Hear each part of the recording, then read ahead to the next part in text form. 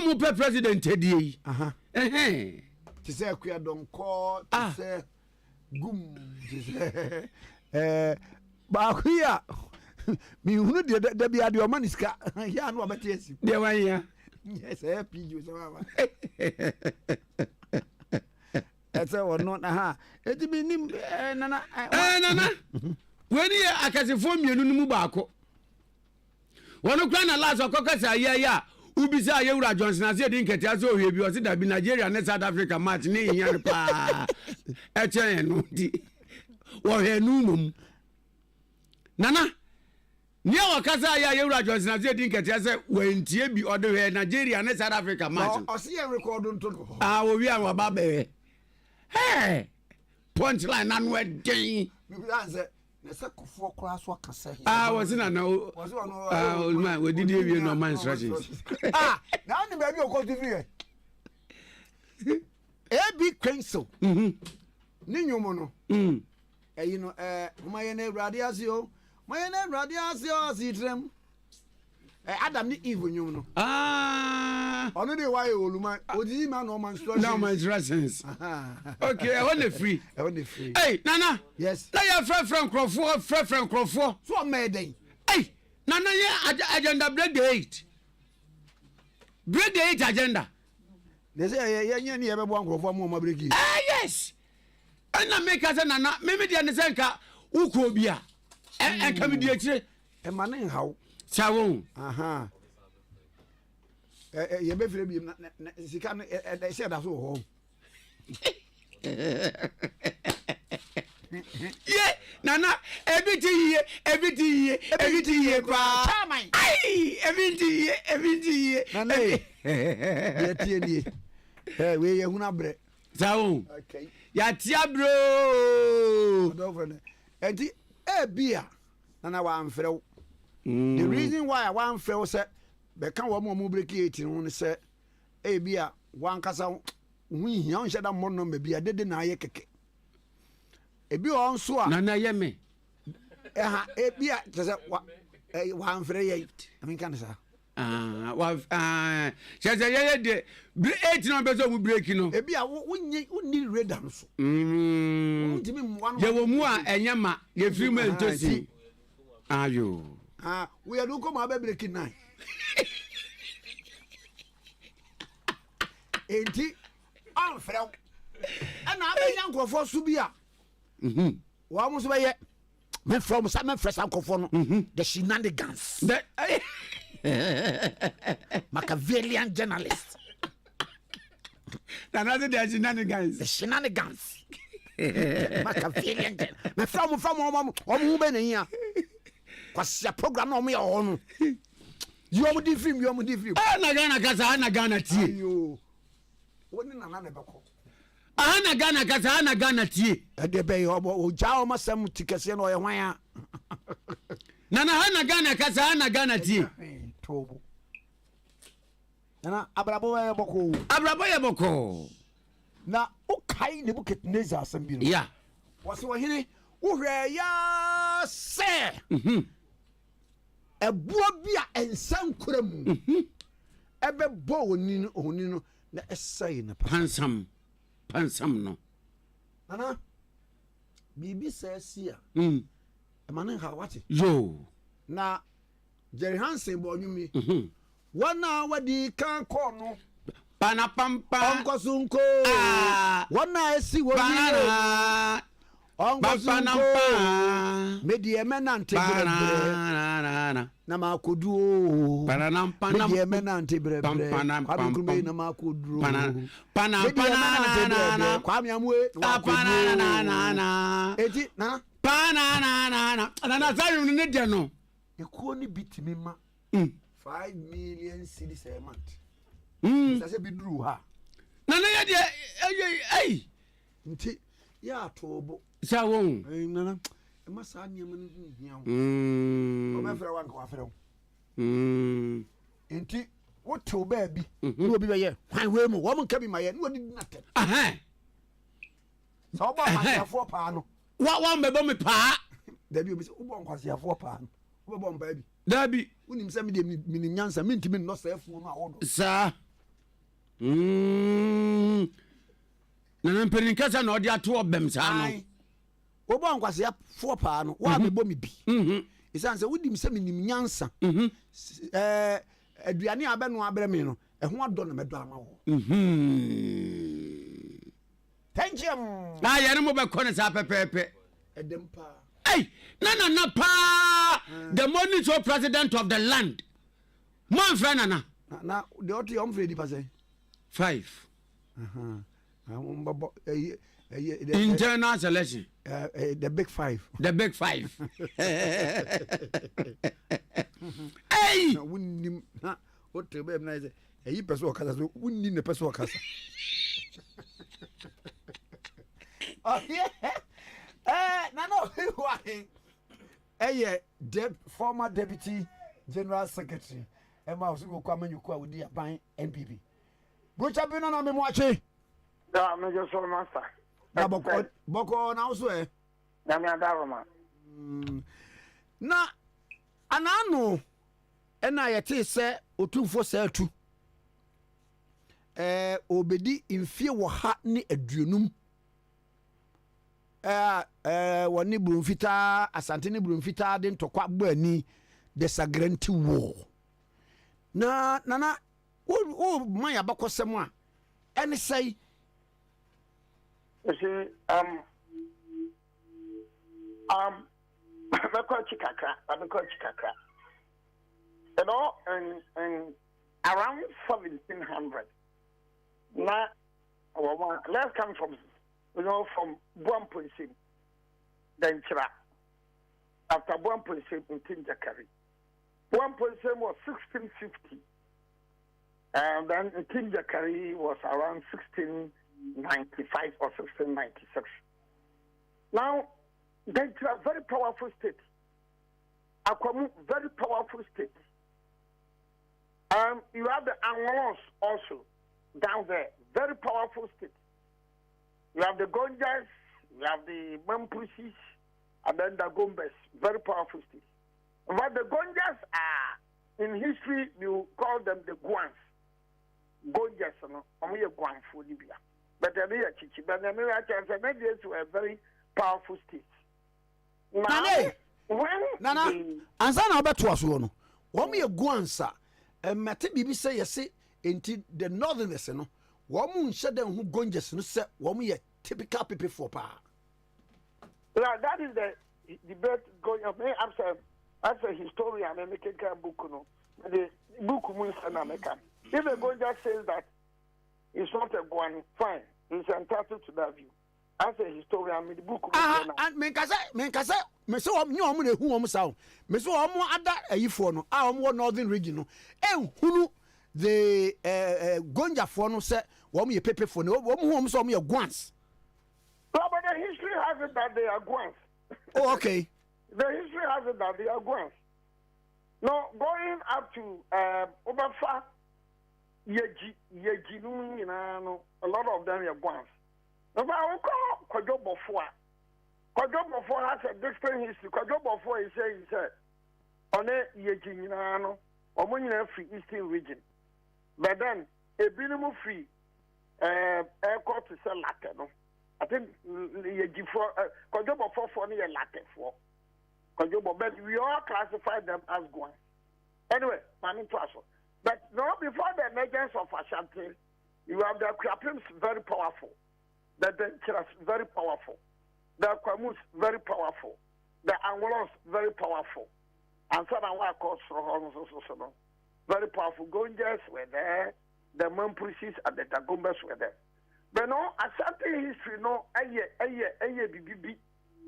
BBB in the sense that almost starting from 1695 or 32, in 1696-97, on Yamakom Kokune.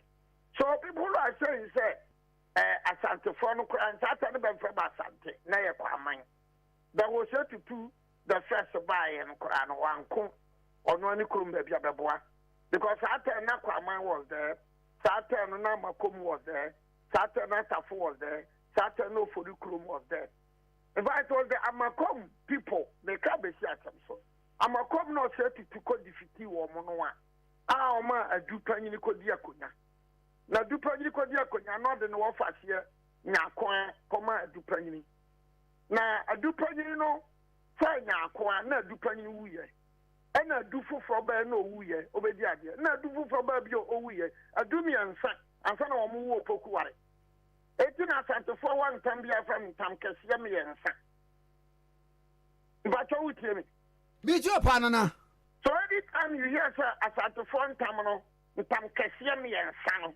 Na mi so da ka san kese bi afura makom. Na yo opokuware the first. Adumi ansa na ba yansa na be wo no. Asu wa say adumi ansa na be toto aso. Bi aso ba no wa ware maama no bi aba wa ware maama no. It's a subject for discussion in future. But the bottom line is that adumi ansa na be ba ya be wo opokuware. Make abesi say. So after the Asante defeated in Team Jakari, now Ama Asante has started very powerful. So when you are writing the history of Asante, or Confanochi you say to two, or Confanochi or say to two, or Pokuwari the first year, Sabi, what do you mean? Then it got to the time now Asante no be dia kunyana. Now you are here no one time konto uncle Kwa. Member Buafu, Kusho Buadum, he fought. But on the beginning about attacking Womunti on Koye. But they were always looking for say to the first or Pokuwari or say Bunsu. Now Asante Koya capture baby bebre. They fought up to Bondugu. That was the Dinkra war. The Asante fought up to Sashi. They bring Moro war. Because of Koko Tibu and Opotai. The Ashantis fought and entered the sea in Anamabo. That was the time of Kanotelwe. The Ashantis fought the Achims. That was the Hantan War. Achimabuakwa, the Hantan War. Bekonona, Achimabuakwa for no, Osetu Tukura, Yakana to baby. And I command Timmermandano, Yakana to baby, no Pukua. In Tibekono, now I hand Achim for Papua. And the Ashantis defeated the Achims. And that is our war on the tour, the Hantan War. Mukabesi said, Asante Soya, a year case, Etina, after one person would do home about a brofono. Magis all the one sciences here because there's also I only that Asante for the Bada Torso. So that explains why some of the states, now coming back to the Bono East Asante, no, people like the Japekron people, on no chance uncle sign protect it, uncle sign, because on no Asante mine member. People like Brekum, unsigned, or Asante mine member. So that explains why in 1896, Sir Stewart, not in Kranza, on in Kronobebre, signed a Treaty of Protection, 1896. Two bottom for Sanbi, Tanoso and Sanbi, Tanobuasi and Sanbi, Ofumai. Unsigned be. Inchera unsigned be. Because those days in your 18 from 1815, all your Bema Pani Asante Fontino, all these days, only a part and parcel of the Asante Mine Council. Yeah. Gentina, Tachimai, Echo Sign, Sir General Stewart in 1896, January. Or the Tobodom Yokosan, because Tachimai and on here protection, but not Tobodom, not Anobwasi. Fast forward. So I got to the point that Asante and Asante was posing problems for the Europeans because Asante is another person beyond Abrofun Bediga. Uber said, Unia Brofun Gamba Costop because now one Fasua Binga. Because after the Koko Tibu and Oputai war, there are no about 40 notion in the deal on Munsem. Into notion at the lease, into a fish one, no other lease in Ama Asante for. That's why for many young Mama history now. So the wife decided, no, at least as I said, the Yabre Asante for. Ben Bear my Hunchia, Ben Bear my Brepa, 18 the Kakoko. And the first one was 1874. Sir Garnet Wesley.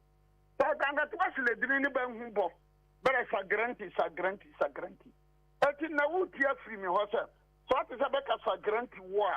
The leader of the British Army was Sir Garnet Wesley. Sir Garnet Wesley. I don't know about Sagranti war. Before then, let us moment to your team, sir. In 1817, 1815, 1819, na aborɔfo no bɛdi dwa Bodwich and Dupios in Abajitum na aborɔfo no bɛdi dwa but around 1870s no na everyone said no Asante from the Tata and Bekoko. So they fought them in 1874 and then in 1896 also they fought Asantes. And then after 1896, Beche, Prempenomenon. Then later, Yasantua. But 1874 and 1896, you know, the she Kumasi, Samrene Adana Fukaman Abba Kumasi. The she Kumasi. Eddie, Nana Metwasia, Omani Ashantis, no, echo not less than be a bear 3 times. Oh, yes. At least 2 or 3 times. Okay. I go back home 2 or 3 times, and on no occasion, the insistence that the Benyas Kakoko, Sikajako, the Benya at Yako. But now, all reasons, obviously, Bishop, and I'm more power and answer day. Somebody said, Asante, Nishumane, Nani, never ye, Nidufa, now what the Sikajako Finwa. Etunya Sikajako Finwa. Another said, where we ever cry. So she by 1974, no, the buy and not by year, the Jessica Jacofi. And that compared themselves 1896 or so. The Bansonaba near Frederick Hodgson. As the Basanaba. But Nina Benson Cassie Jacofi, no. Because after 1874, as Antiphone, we said, near Abrofubania Brapansica Jacofi. She Jacofi, the young farmer, young farmer Bexana. It's about the question about it. Santina Santifor, back with him, say 2 to Barry. 2 to Barry, I am penny some pa. Short is a worker said 2 to Barry, and penny said that the question about it. It's a brofuning a hint, no better more. Baba or Barry and Potemuhono, but we are Mamma. And I get about 2 tours. It's a Santifor tanker, she should be 2 at Barry. Into Barry and then Barry Casset. It is out to say, so the 30th and 20th said they fought the Sagranti War, and then later they fought another war. Omuche Kwame Nkrumah Tikese, the because situation. Now, but the because situation, but the Faban constitution upon the because for you. But for you, no, not better to say, Asante for. Say, Asante so Kwadia, but be out the baby public question be idea, the Bequabaho. Nobody so, sir. And yes, idea the Babako Seychelles. That explains why they send them to Seychelles. Because the son says Asante for you best show clanning show. Look at Asante in your inshuma, on your inshum. And it's the Babako Seychelles, an island, and Seychelles is an island. But the Bako. So, the Senabas says, so when they captured Kumasi and the Kumasi was bent, not just Asante for now, what no, above from pa. Santiago baby, the name of Manukulan Santina in 1900, yes, Antoine D. anymore. Now, I want this also to be on record. It is not correct, sir, say yes, Antoine, criminal of Ejoso. But there is a town near Ejoso. On a yes, Antoine, criminal freedom. I think that's at that time, a Ejoso car. And I had to say, Ebia Wokumasina, you can Buakwa. At your work, because I'm to Kumasi. But to say, Shinai Domasia, one Robertson Tishunani. Oh, to say, Amasamaya, who is also in order to think kind. Sana, my dear. So that is it. But as something did, Abrafuna did to me, sir, some crofo when Benuma, and Kayaba, Bedi Gadi, and Kayasum Joya Pa.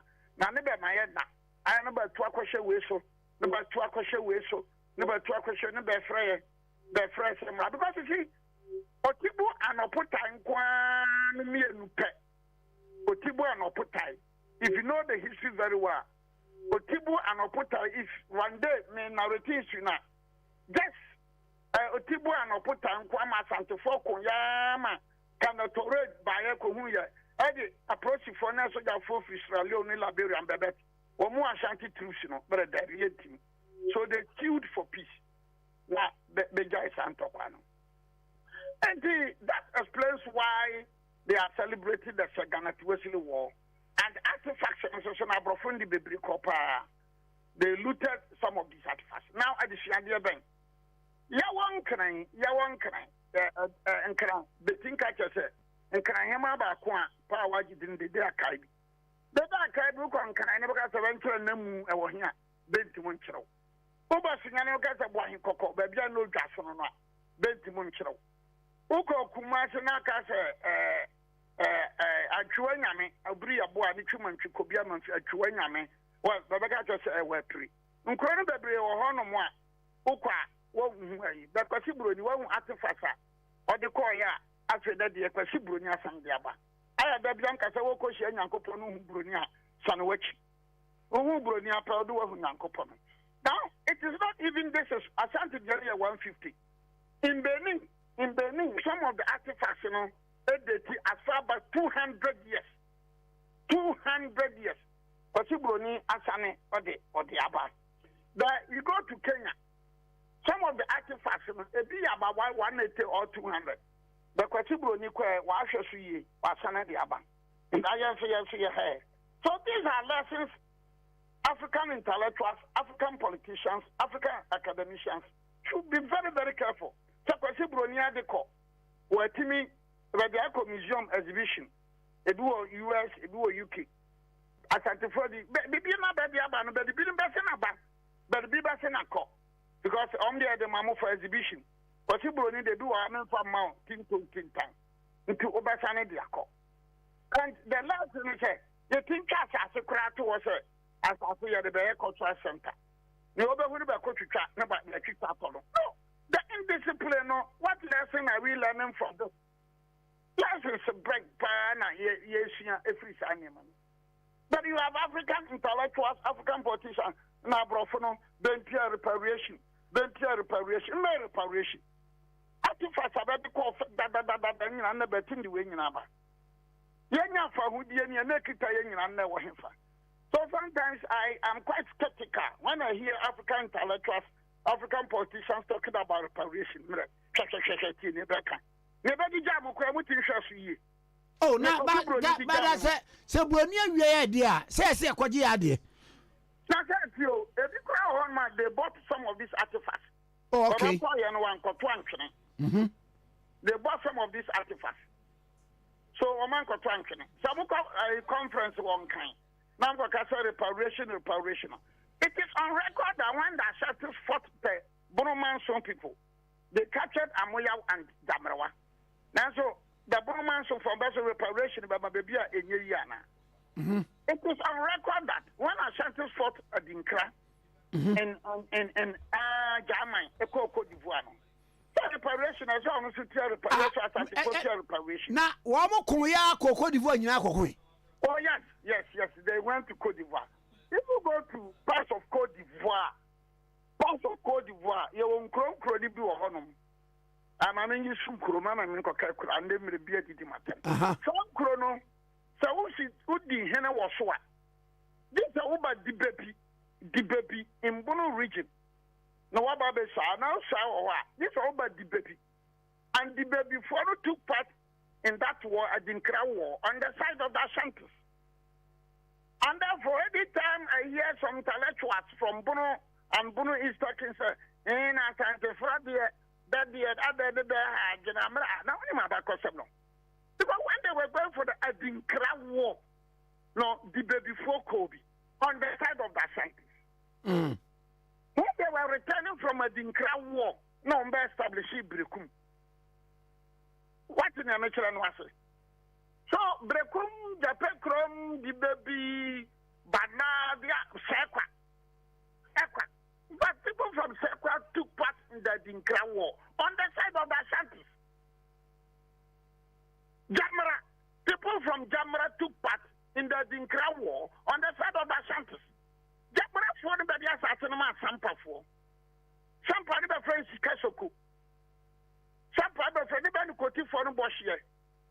Suma in Kronia run 1800 near Fredno and Miname. Please, again to you. So please, that is place where sometimes, I am imagining bomb, sir. The Sevi, no, here, dear, no, for the Bonafras and Bar, no, Kabima. I am narrating history. Half-past history. Half-past history. So the Government got us all that. Oh, yeah, then Chirahine. Now say, one goes shower to quiet. Oh, yeah, then Chirahina. Maka Biama then Chirafana, Maka Biatia then Chira. Who the way a man and our was a fiasse. And so what goes shower benso, who goes shower a taqua. Come on, as a historian, Uboa, a new payo. Who the way the Gomba, Yana. Maybe America, so we be shower family, one goes shower India. Like I said, I grew up in the woods. It's a hard fact. Every time I talk, and yes, I'm a guy, then me Casavia, no lawyer historian, part chairman or memoir. Also, one friend to non can be managed. Unfriend to non can be managed. Yes, I'm a guy, and yes, I'm a man also. I guess I'm a some. Madame Kenkare, Madame Sian, Madame Pehu. And to now be said, the Garnet Wesley war on somewhere. Sanity, and it has been very beautiful. Imagine Satan to Fobere. That way, you Frakuntunku. Yes, of course, we Frakuntunku and Beniaba. Now, better to Pima, they are to crew. Of course, that cancer gonna to Wissla. Naba, Wakaba with a Hossam. Wakaba Kosami. Nabago. It's better that way, you know, Baby Frakuntunkuna. And I want it to be on record. I'm not Frakuntunkuni. Brekum him and Brekum Kunti in the Becoy. Japekrum Koye. Sakwa Ekoye. And the Jaffa Janka Tam the Bewo Ahafo. Begna Becoy. So when you sit down there and as intellectual, everywhere in the other American, meaning you. Let me put it on record. Obribo Yasatini, Oba Domasia, Domasi Baby, I'm Krinomia Demtra. But now this very country, I am not going to come among a seminar, I'm not going to come. It was all back somewhere. Uba Messian, I cannot cry. It will be said there's no king in Ghana. There are kings in Ghana. There are kings. Now, you need to be more partner and love because woman's arsenal, men as a kitwa. By now, balkanization. We're near Yibi. And now a flower man. It's not, I will not talk about Shri Kokasa. A flower that means few to call me a man. But you know, the man priests have made sure, sir, kingdom intact. Until the Mamudu Baumia, now through Walewala. Walewala Yakasaka Nalerungua. Yaya Yanima Bakos and Yada Nalerungu, Honeyako. And Yawale. Oh, yeah, the Gombani, Tamale Songana and Crane and Netasom and San and Mayan. But the meaning shade yet, meaning Yendi. What a takwa, a Yesika or a Brosano or her, a Scafo or her. The bench were America. We want to tell you the history, the truth, nothing but the truth. And do not be saying, Sir Garnet Wesley, Sir Granty War. Nasa Ahua Bakosana.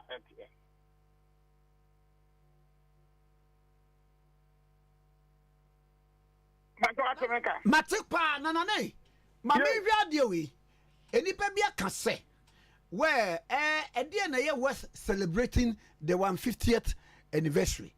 And again we're celebrating 24 February 2024. But the president starting your advert said they are going to celebrate Kwame Nkrumah Tikese. Ane. So when the churches are celebrating what is wrong? Other groups celebrating Akwantu Kese. Akwantu Kese ohum ndi ekeka ho ni bebre. Celebrated. So what is wrong about that? Ena ebinu so se there be ade no eso ma pagya no kokroko dodo. I said so who what because who ordinary they are not celebrating.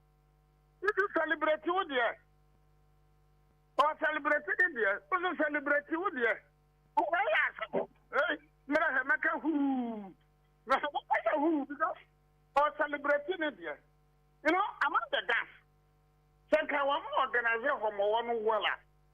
One yano, so you who come. But it's not just a matter of you who come. If you look at the history very well, the Ghans have something in common with the Elite of Nigeria. The Ghans has something in common with the Nochi people of Benin and Togo. So they can also celebrate theirs. The others have an Agokoli. That doesn't prevent them from celebrating Agokoli War, because Agokoli War very, very, very important for the others.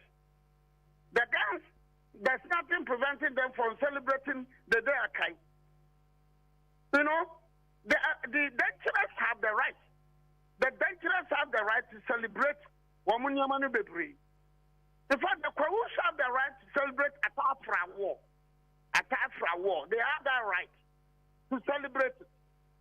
So the Gonja and when you come to the Nsoko people, they have the right to celebrate Samori and Babatu. Because some of the people who took part in Samori and Babatu, they all traded out in Nsoko. At that time, it was Nsoko and Bonomanson. Nsoko and Bonomanson. So who the one who in Barcelona, who in Kroma Granada, the show, Mabo 3-3. Now they read Madrid, the Aqua, we're not going to Girona, Formula, Penalty to Krala, Super to Shayana, Cabe 5. Now Madrid in the action was a white water. Mr. Barcelona in Ramja, what of what that's not very awesome. Please, yeah, we should put it away. We should put, yeah, I will use the word Sadika Fratu, now, one more Eddie, at 34 Eddie, Garnet Wesley, and one more 150 years, or 25 years, the return of a plan 100 years, almost celebrating weighing. The committee now, my friend, take time and look at the composition of the committee. Take time. Composition of the committee now, almost celebrating weighing. 150 of Garnet Wesley, 100 years of returning from Seychelles, 25 years of Osetu to the second. Composition.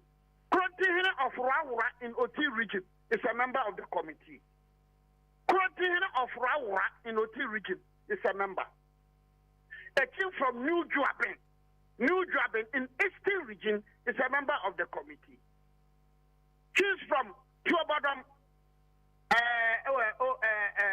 Inchera, Ofumai, in Bono East region, they are members of the committee. Chiefs from Japekrum, chiefs from Sakwa, chiefs from Sampa, in the Bono region, they are members of the committee. Chiefs from Goso, Yanfo, in the Hafu region, they are members of the committee. What class in Pen? No, very wide, the other young can be my yet. That's American. Let me use this opportunity to say, some me obribwa hinde. Mera bia ekonanima me support. So say ya da sorry anopa. Me bere nana do man hene. Osaje fo all our pega abisim aye ne man hene a. Na wa shira so kusa. So be say am I try baba regional house wa. No bi ka so ba be ma. Me am yi motom sika dia kokop. Sete abisim one fear, Domaquamu, Amasu, any of these towns, not an outside for Domain or Pega. I am a man. Now I am my Nasa Nipano, where such a Domain in a year, what's in it or a man, number of the regional house. Maybe the Penea, near making bottom scadia cockot. Send overlord Mayor Domain and what Pega be seen man, and I try man, and I must me and the bottom scar at the cockot. But we don't experience this. That's what 240 did 25 years. Never at near Manhene, never the baby Manhene, and never Nasana Manhene, never Nchra Manhena. Hey, nobody buying them either. Nobody buying. Say, that's what I do. Nobody could gather. Wabo Kato Manhene, Wabo Senasi Manhene, Wabo Biadan Manhena. Yes, or Kwanisoba regional hospitals. All of ma made the bottom sika. Yet that's already like a some Kranza, or a Wabo Jema, Manhene, Wabo Busunya, Manhene, Wabo Pinihini, Manhena. The law gives them that opportunity. Some Kranza more, no Bishop of Bosso de Amule Bue. I am saying, sir, Baba Case, I am saying it and I'm trying the challenge. Sir, I am for now more bono and bono issue. Why would Biano? Corona Yadia, Bosso Mine, Ma Tachima, Omo Agosa, Omo Sita, Omo Bamire, Omo for the Crow Mine. Nasa Oko regional house in the Bono is to be the on Tiasia. Because some no says I was say. Some no, the man say Uba, he'll be about my or bra wo Brumemua, regional house of chiefs, no.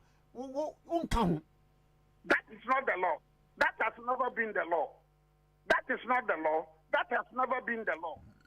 Yankopano boa, Enrube Fiedano, Mobati, Bekumbian Huasam. Okay. But for the Bewa, but no home come. Naya Jordan, Enru Fiedano, the Napa to John Kukro, near Ibiama Mohen. Mati. Mamma say, pay why? I did Ghana for no. The Bresciania, now what your book, number of Minchere. Ionia Brunti Minchere. Ah! Ionia Brunti. I'm not come to you and I'm called. And I saw yes, I Jeffrey. Ionia Brunti. Nane, Mamusa last question. Sabra na Brofono waging war with the Ashantis, no. No moon say Ashanti ni go coast no anane any day. No omu so omu empire and now state and now nation and day. No, the Ashantis woman ataba no ko there is a bit of makacho so mataba ni because it's in region. Makacho say because oti. Makacho say ebi wo bono ena bono. Ebi wo bono is apart from Boma, look, let us look at this scenario. Boma is in the Hafu region. Boma is in the Hafu region. Boma in Wuyano. Boma in the president of the Bono House of Chiefs. And in the Bono region, on a choir mamre, Muntian yo, Mamotiamino. And everyone young can be my Muntian ye. Boma is in the Hafu region. Boma and one Boma and then Abam Predasan, Grobiso. Beno, they all allegiance. That is history. That is what we are saying. To Doma Ewa Hafo. Okay, Boma in Wuyano. Boma in the Pro. I never hear Nasa Brekum Hinawa in the Bono region. Nasa Kumasi, Nasa region by a year. No, so I am from Swana. Look at this analysis. And they are not prepared to do this analysis. Well, coming back, you see, the Ashantis, like the Maasais of Kenya, like the Zulus of South Africa, like the Zulus of South Africa, you have the Moses of Burkina Faso, and another group will be in Nigeria. That one whether but you see, not Kwasibronino Casobenia smooth administration, but these are the groups who have more problems for. Etina Apofino, not Asante, so you say, look, dear, near Confanochi, no say to Tayama, dear. No man born of a woman can defeat us. Okay. But Tama among first sign, protectorate, you know. But you're by Sambi. And a classical example is the Anglos.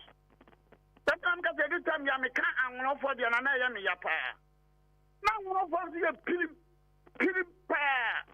you go to Adan, most of the Adan people, no. Echo Anglo. Because you find that the Agave traditional council, Agave traditional area in the water region,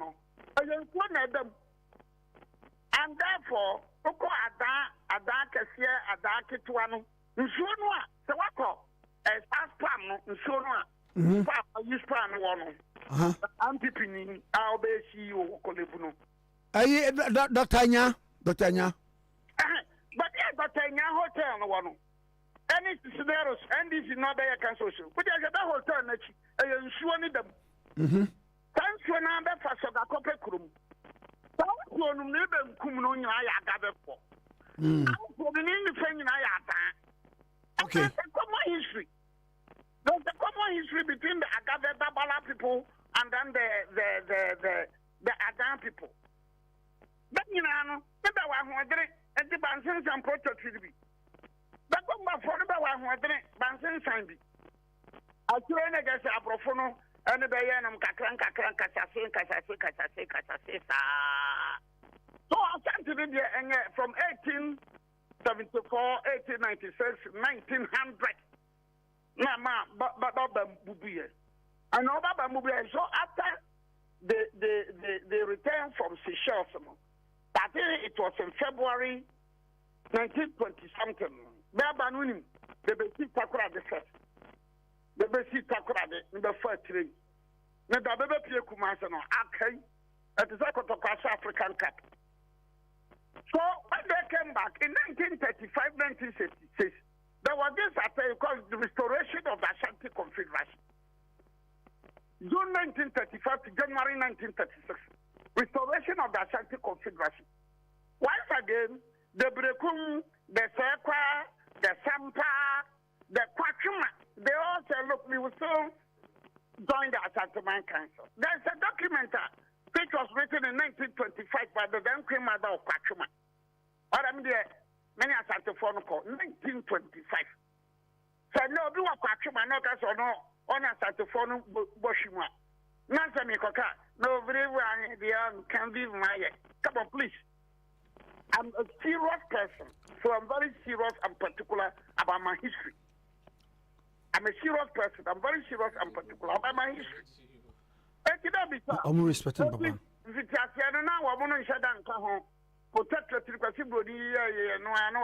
That's a place where the Transvoter Togoland, Western Togoland, you know.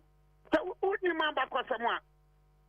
Obeka says Soga Copper, Obeka says Dabala, Obeka says Keta, number Western Kahubi.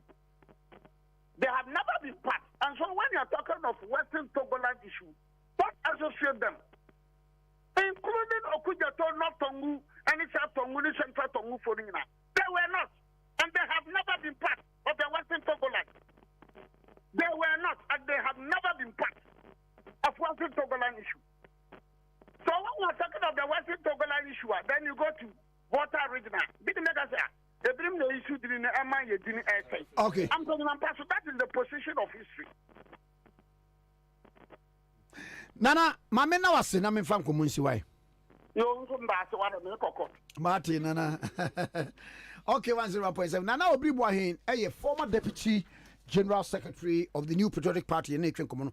Bepa just seminary and will be a you super papa, your friend, guardian soap. Guardians of Caneta to Neko, and then you are powerful beyond the Garibi. Now, would the Garin so a sadbre a protector from James and only at the Adina Moka Guardian soup? Say, and one Abe champion Cabolic soup, champion Cabolic soup, no. And how do you to make a grass me per champion soup? I have 4 cities by Cope.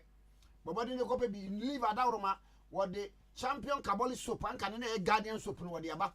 A bomb by a few skin with the gallery be a come up. And can Quadudia be beer retail shops I would walk Nina a bit me about champion Cabolic guardian Dadana Nana. Sir, and Sunday a cotton command about Macassa.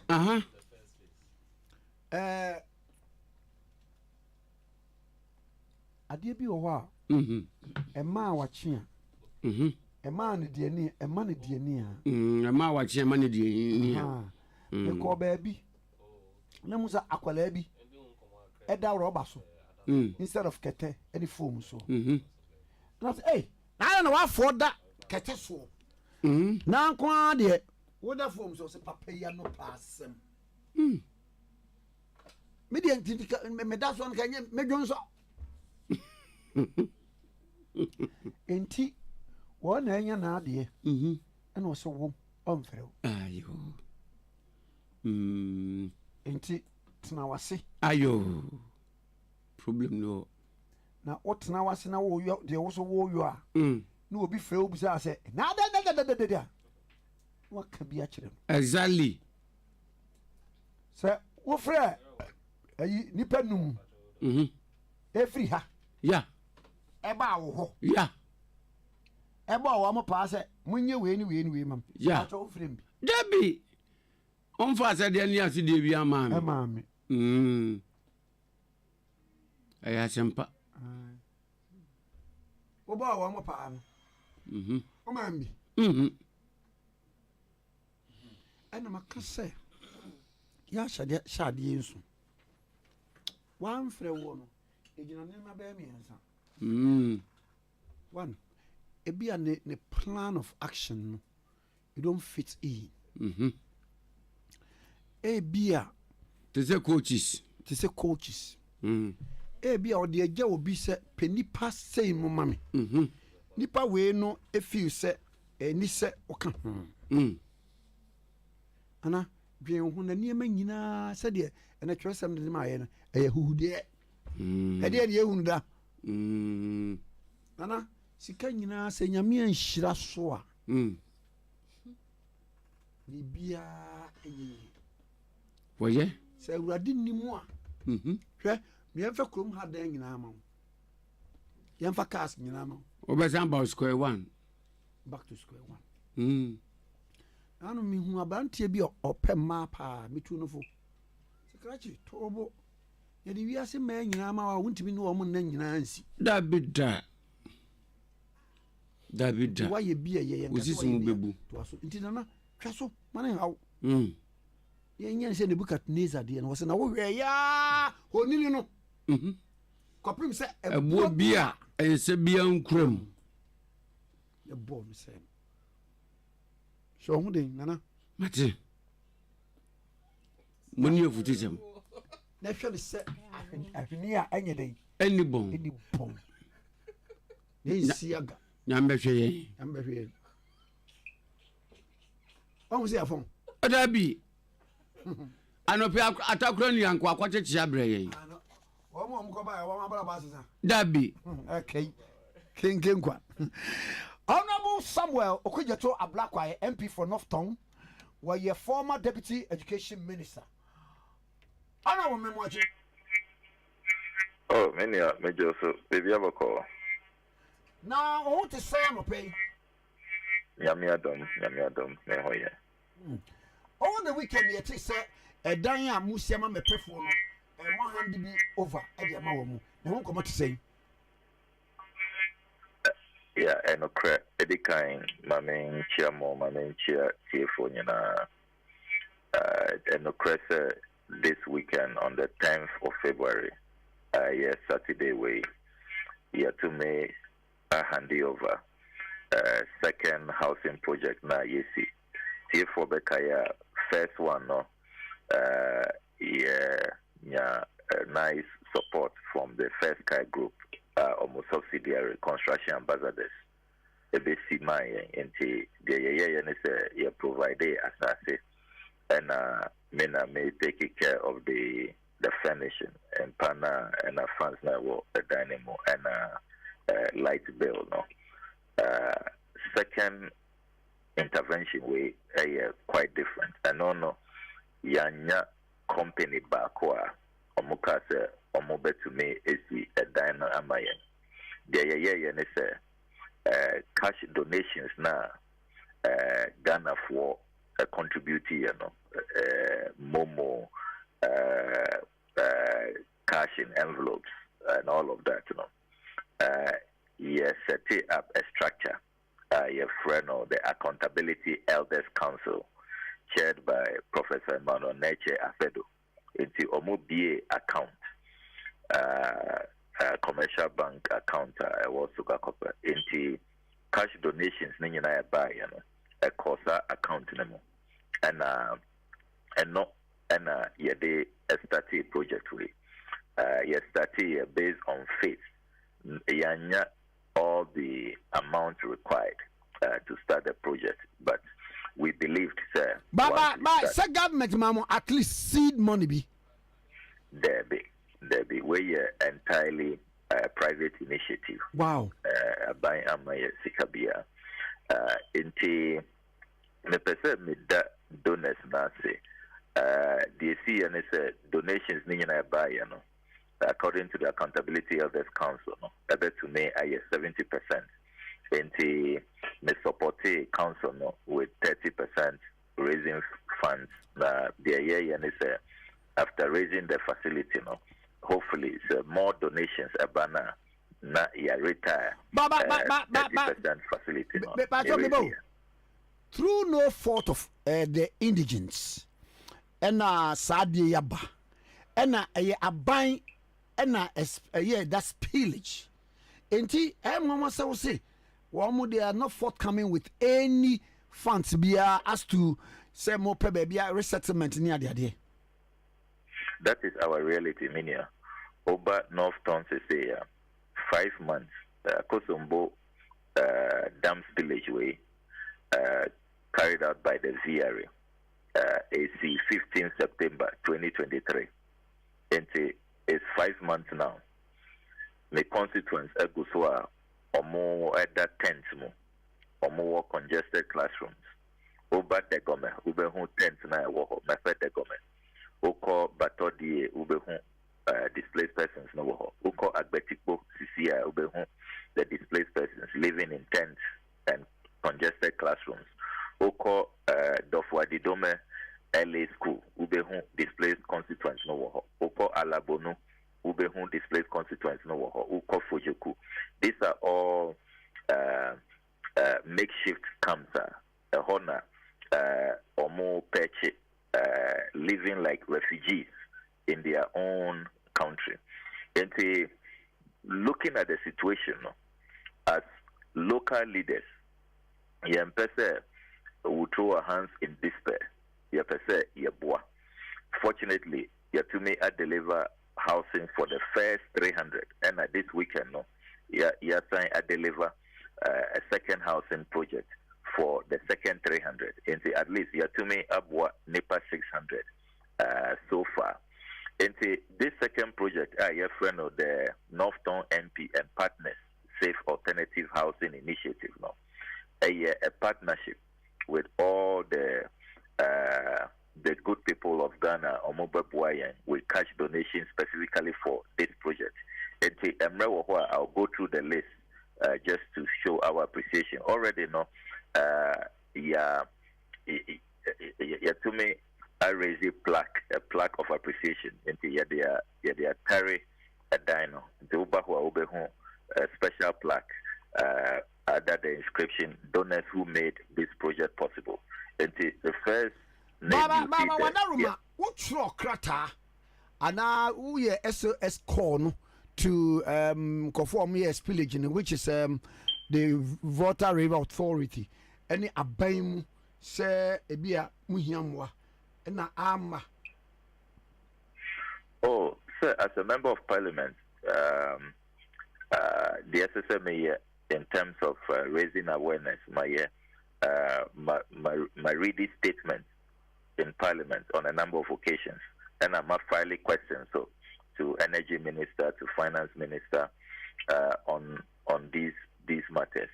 Into the SSMA, except that I need to emphasize we don't have to make excuses for any government, whether NPP, NDC, CP, whatever government who are responsibility, who are duty. You don't need people reminding you and not sending letters or, if you like, demonstrating, picketing your office. Spillage way, OSHA, their course is unprecedented in CEDA. VRA IS spillage from 1968 all the way to 2010. This level of devastation. In Tiana Parliament, we are going to have an inquiry into this matter. Clearly, something went amiss. And OSHA, even the emergency preparedness, the way we were taken by surprise. It's Dodona and to me and salvage omo nema omo properties omo valuables. And you see the level of destruction. Not more for almost stated clearly in their reports. 12,633 people were displaced, and about 1,540 homes were damaged. This official MADMO statistics. I'm not making it up. This is known to the government. Government at the interministerial committee, who monitor the commissioner now, who said the Volta Regional House of Chiefs, or more Kasano, or more states, or more invited VRA, time without number, to come and brief them, tell them what they are doing. Up to now, on Mumbai, the Mankala law of Mapa. Now, Mami Musadio, yeah. Adena, Muntimi Enfa State, no, Enko Court. Because in US, no, I come the federal court. That's, to be honest with you, a optional. You consider. I have a legal team. And so that to compel them to do the necessary. Yeah, it is a legitimate issue we're raising. We have lawyers on standby. We just want to. With last week, Regional Minister, the Honorable Dr. Lecha of Shrine, and taking on a tour of Project EAC, and he was very impressed. And I made the point, look, this could have been government even helping us and leading the way. We should just be supporting. And he said, last week, Ministry of Works and Housing sent some directors to his office. Budgetary allocation, they are hoping they would have a release, and then they will come and start a project. I asked him, did they give him a date, or did they show him any designs, or it shows that not much is going on. Meanwhile, we as community leaders, yes, we have even demarcated land. We have indicated it to be free of charge. So we don't know what the impediment is. I mean, private actors, to me, Abua, and we have delivered this beautiful edifice in 7 weeks. 7 weeks. I mean, meanwhile, as an MP, meaning every year be a approved budget. We put money aside for contingency, emergency situations. If this is a real emergency, the Constitution allows for a certain urgent approach, to be brought to bear. Now, so we don't see that. It's just a clear case of neglect and abandonment. The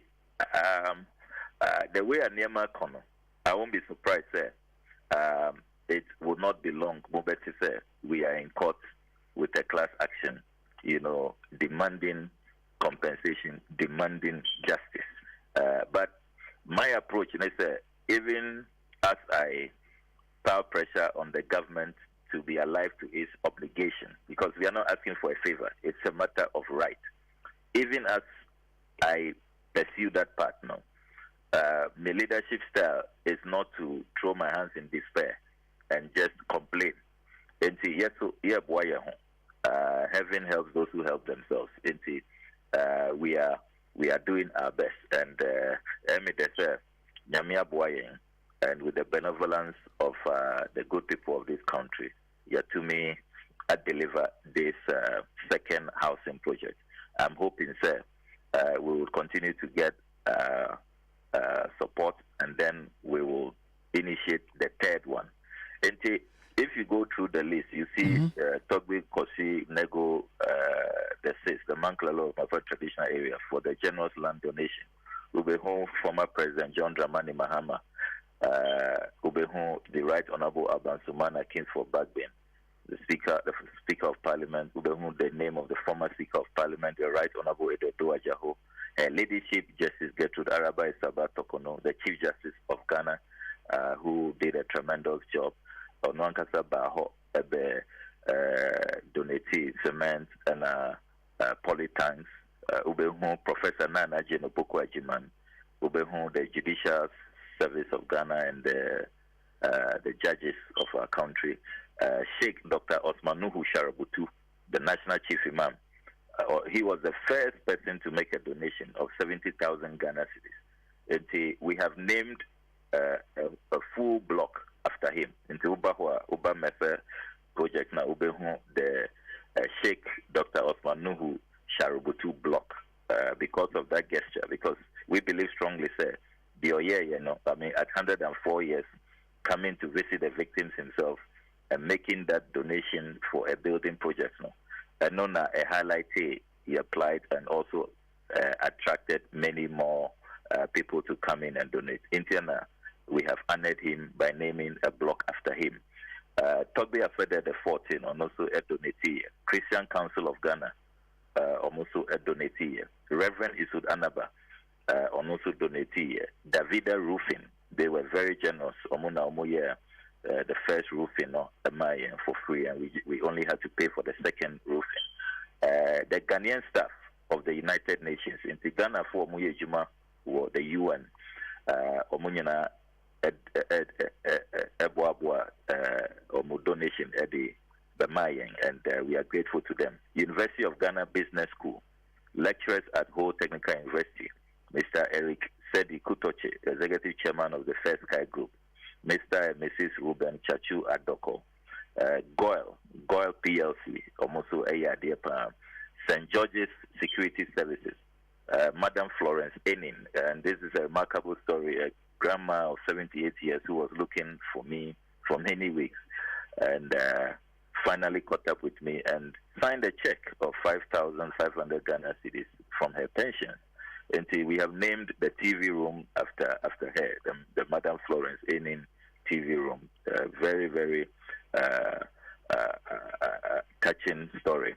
Mr. Felix Ado, Mr. Mark Ruben Kuma, lawyer Jesse Jacinto, Hanifa Yaya, Muhammad Isa, Mr. Prosper Game, Mr. Nashiruddin Tahir, NDC New Jersey chapter, the Big Brothers of Electricity Company of Ghana, Mr. Prosper Lechu, the Rosa Foundation, the Central Group, the Sweat Must Drop Youth Association, Bato, Steven Inshura, Odatefu and Friends, Regulus Investment and Financial Services Limited, Just Wealth Limited, Esbekans Association, Esbekans, Ghana for your training or more our Cuba, Ghanaian professionals trained in Cuba, the doctors, the engineers, the architects, they came together into the Esbekans.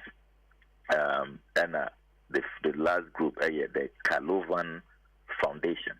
It ding when you know, there are two plaques of our building, and it's to show our eternal gratitude and also to be transparent and accountable. So, one often obey donation. There will be no diversion. There will be no concealment. The victims not directly, and there will be full accountability and full disclosure. Unless you insist, say you don't want to be acknowledged, but even that, we won't discourage you because it's important that everybody sees the good works that Ghanaians are doing to help us. And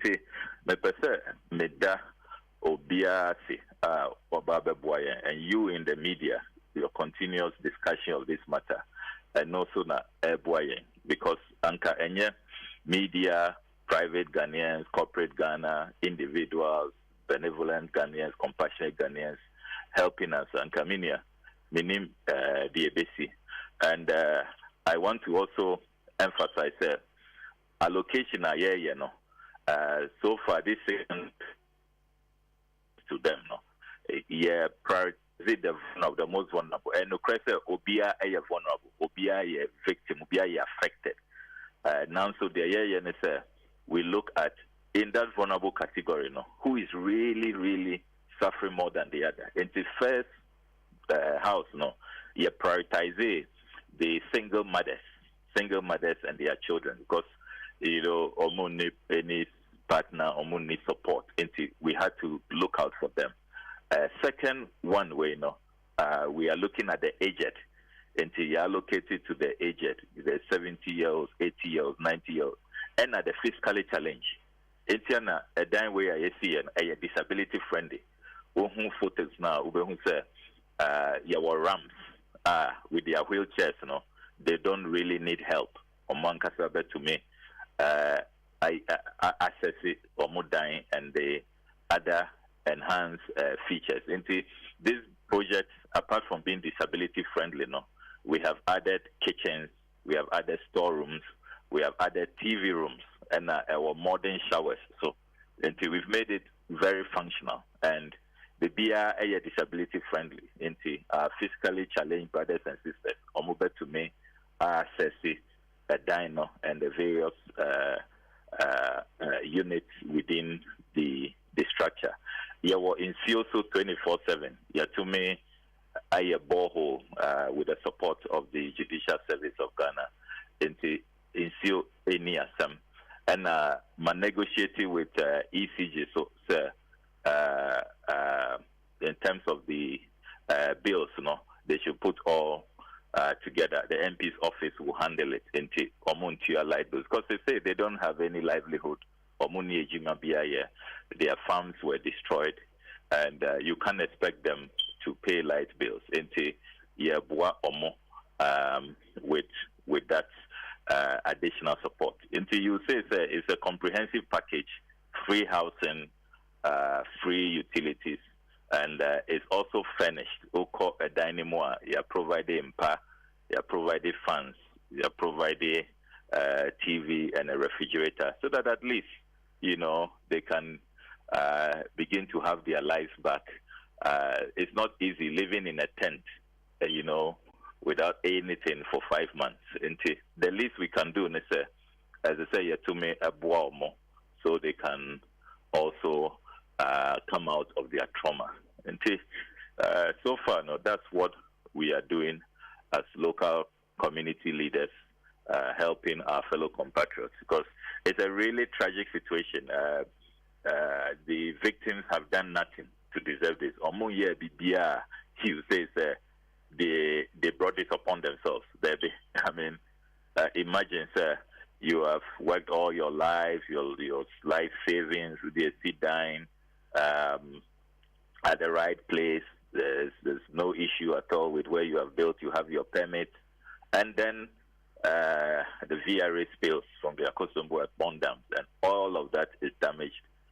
You are not able to even salvage your valuables, your money, and all of that.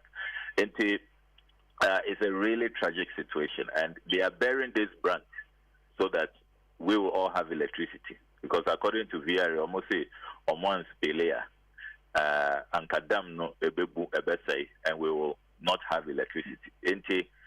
People who are making these sacrifices so that all of us can have electricity, I think that they deserve respect, they deserve justice, they deserve attention. And we will not say, sir, because government has been very slow and lethargic, Yes, so we'll follow that path. That will be such a betrayal. Mm-hmm. And we are doing our best as the MP's office, the Accountability Elders Council, Togbeo, Mamao, Yanananom, and all of these donors are forming a nice partnership to help the victims of this village. We like the success that we are chalking, and to do this in 7 weeks, it should also give assurance to donors. There will be no excuse.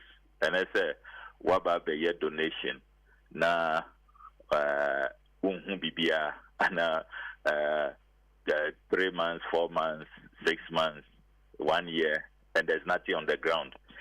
You don't see any evidence of how your money is being used, baby.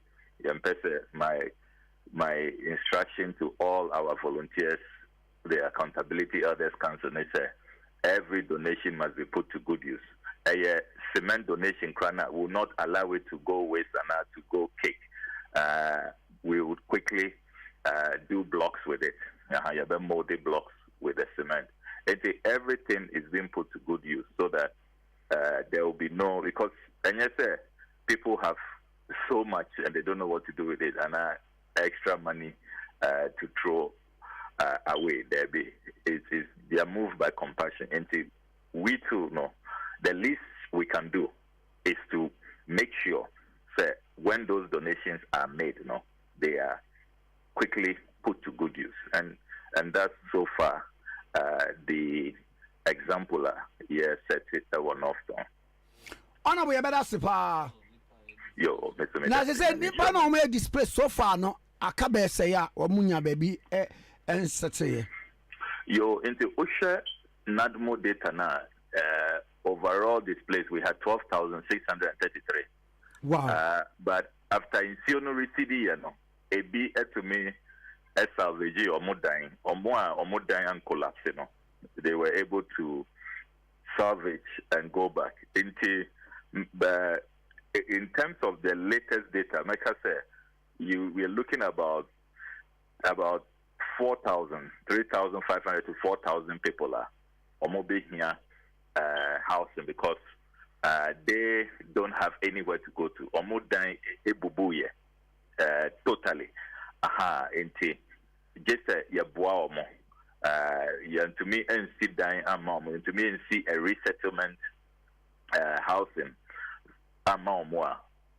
They will continue to live in the tents or in the classrooms. It's not their fault. Nobody loves to live in the tent. But Nipani need a biako, need dan ebubu.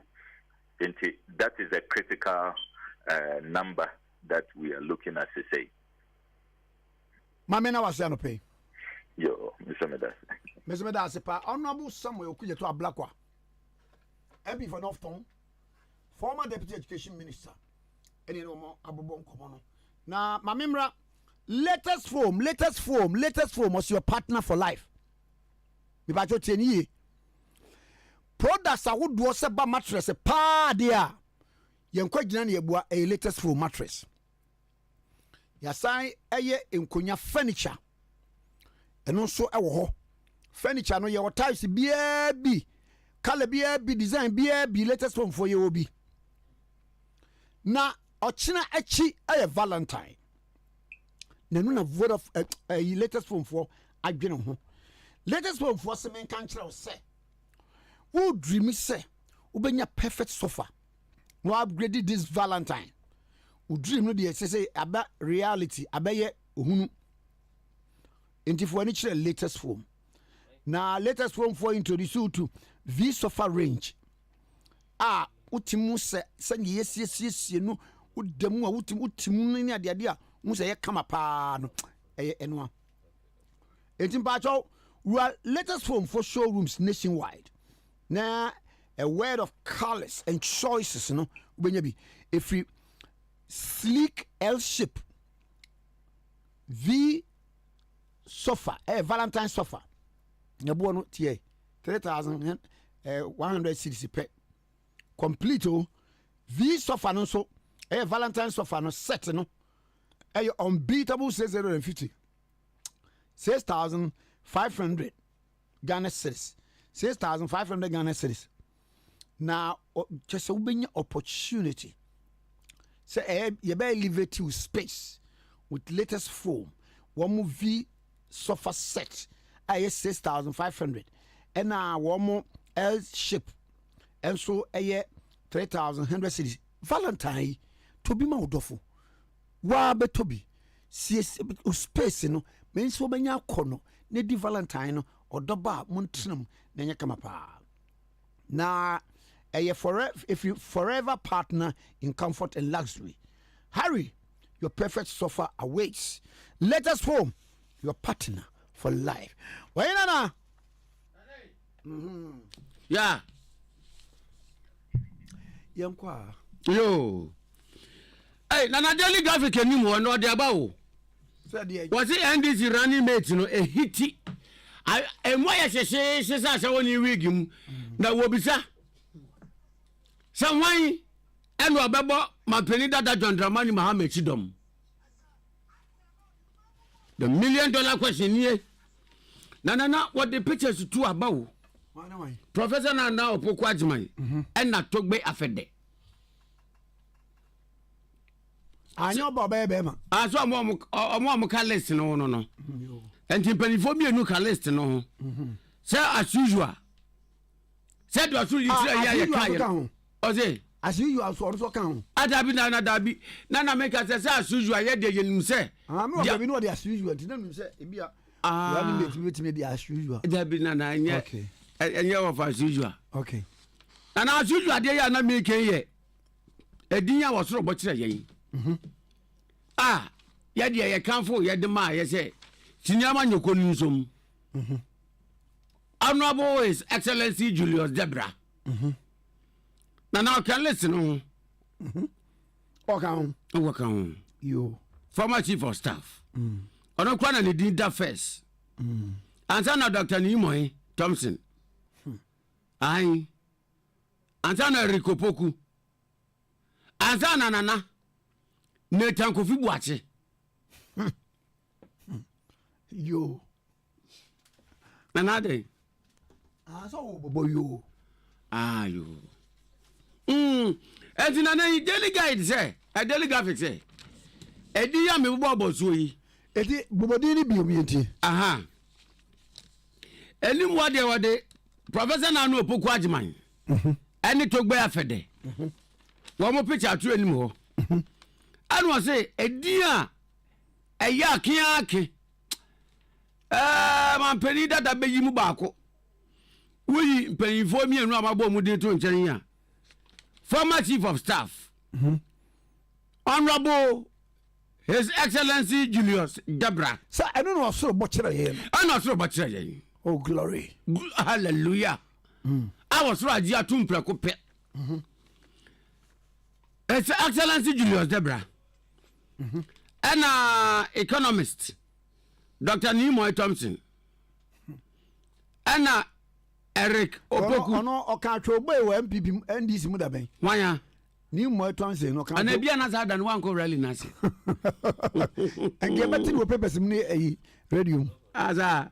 And Nathan Kofi Boache. Weye. Brown so nya ye.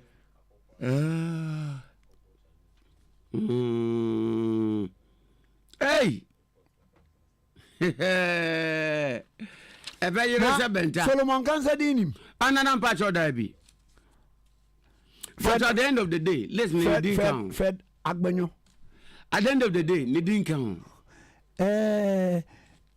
Peter Boa mo tukuno. Nana mpacho ni din kan. Abia Stadium. No. Yede yakao. Yakao, yakade yatra o. Onipa. Sama amfa. Na ekobuk aka musimu a. Nana. Running mate ya doma maybe yin. Enye kabashe o. Hey. And I have field work o. I have field work. Enye kabashe. Ramani Mahama. Running mate no enye kabashe. Nana because 2024 election we should be able to run. Critical 2024 election we no. Enye election bi akeke o. Ya body say enka enye Julius Debra. Yeah. The perfect choice. The party's own. Emi the man who books. Ye be kan no kra kire o. So de be ye adwuma, wan fa ye adwuma na eye wa wasemwa. Eye wa wasema because I was all governing the internal cohesion and collaboration of what you know. And then and then the cabrofu internal adhesive. Nana, yeah. Internal super glue. Nane, yes. We know to know how analysis. Yeah. Analysis a year and say for succession purposes. Enka na dawroma. Kaya die senior soro kasa and say. Enka for succession purposes. Yeah. Ka we yewura Julius Debra. That's right. Enka ye. Mo. The reason being that say nyame adom na his excellency John Dramani Mahama obedi 4 years no ontimi nko biom per the constitution no so ka se ukoyi maame no the next generation ontimi nko. She's over 70 now. And nine Ghana oba wadi over 70 no or say bema or 90 wanyini tia na hode ne kura ni okeke. 2, the woman is not a politician. Education. 3, sir, it's actually John Dramani Mahama eja ne ho a oja ne ho a. My question is that woman no na ebe so because untimi fa no be flag bearer na nka se obedi 4 years ni wi a oni ni nyina ekọ mu free see ni mama afa na mu neche a new face. No. That will not wash. Da benene. Enti bi ne eyensie yo. Senye Julius okra na abefa no a for obi a oye Julius Jebra. Obi a woni ho a chese obetimi atie sim so easily. Ana oni wa obeja maame ne ho. Nti at the age of 18 no afa na maame no so ebe start around woyo na enyambia is Ghana ready for a female president. Asam no. Na na me akoso agote ha. Ka asem. Ema elusu primaries. Say ye constituency, say ye MPs, say ye wan. Win efa tese ne ade de gina. Ema no a ede ma. Ento aba ma wo mu. Wo mu nyanko ma. Ento aba ma. Ento ma wo mu. The reason is that men tena ho ma me yonko ba me di me so. Sadio mi se chisada obi nchada nye survey wo ho. Constituency a hill. A man one can tuma wo yo ho kuma. Adanya they feel say be man necessary would do almost. And you are Munyanko ba. Yonko ba. And secondly, what the religious aspects in the bar. The Muslims recognizing ma, but they don't want women as leaders. And they're no great. Fact be told. And truth be heard. Nana, they tell no. Nti ye die critical analysis. Osura kasa. Ama ya nyaso den. Ye die tumonim. Ya ka cha me say NDC we ni mu doba. Osomone. No, mama tie. Me Kwame go tie. Kwame for a reporter ma despite the Eastern region. Na ye ne Kwame na entwe enkomo. Kwame for me mo ache. Bra Kwame no joso. Na wo ko de. Obo ade adom na wo so dim. Boko na no me hu picture. Why ye kes na dey? E dey no wanya di sa no.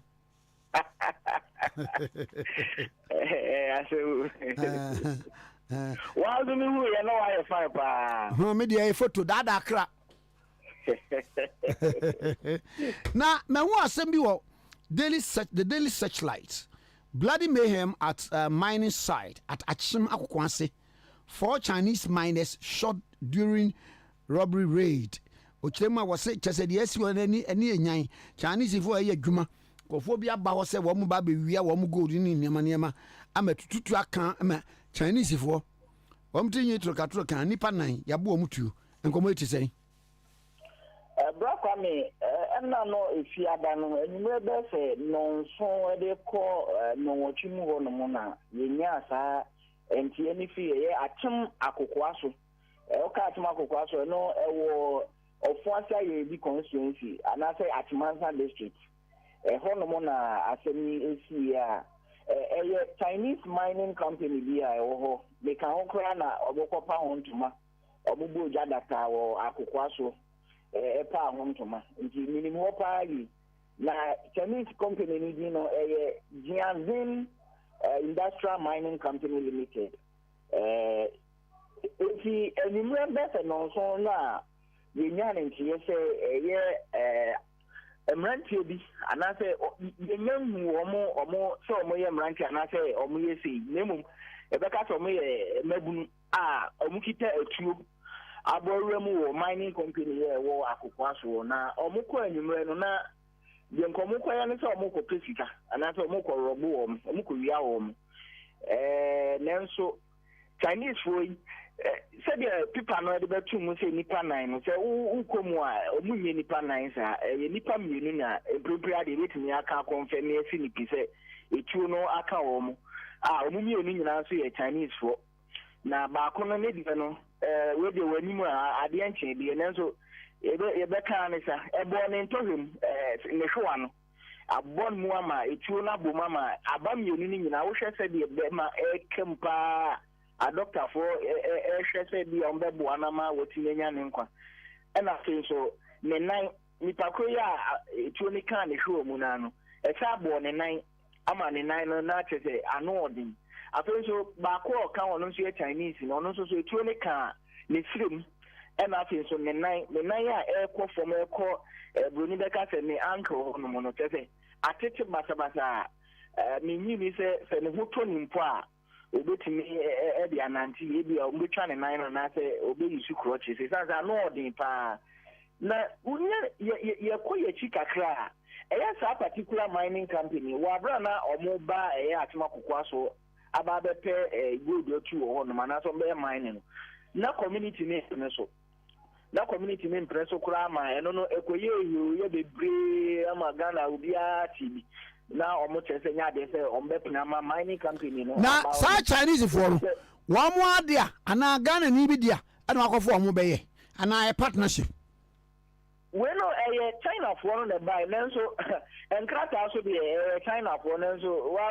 minu mi oni yɛ nyina yɛ nim sɛdeɛ bi wɔ no mo a ɛyɛ bibini na wahyɛ dade n'anim asie na wɔde nti esi adeɛ ntumi nka nsi ne pi sɛ ɛyɛ bibini deɛ na mmom China foɔ no ɔmo na ɔmo din yɛwɔ nkrataa so ɛkyɛ sɛ ɔmo na ɔmo tu ɛyɛ good wɔ hɔ nom eti sɛ na meka no sam ɔmo baeɛ na ɔmanfoɔ ne mpene eti ɔmo pam wɔ ɔmo koraa ma ɛno no ɛtututuo ne wei nyinaa baa mu a ne nyinaa kɔda adin wɔabrɛ a mpanifoɔ mineral company anaasɛ Ghana Minerals company ɛbaeɛ a ɔmo bɛhwɛeɛ ɛne ɔmo tena ase na ɛgya ɔmo kaeɛ na ɛno n'akyi no a ɔmo ɛhyɛ ase sɛ ɔmo bɛtu gold no biribi sɛ yɛ akɔ so pɛpɛɛpɛ ma nkɔfoɔ a ɛbɛpem nnɛ nisoɔ ntumi anhwɛ ɔmo anhu ɔmo amfɔm amba ɔmo nso ɔmo kɔto hyɛ ɔmo so saa nanso ɛno deɛ nyame sɛ si a etuo anka obiara nanso ɔmo ɛsesa ɔmo sika kɔɛ na ɛna no fiada yi deɛ wohwɛ etuo a akeka ɛyɛ Chinafoɔ mmienu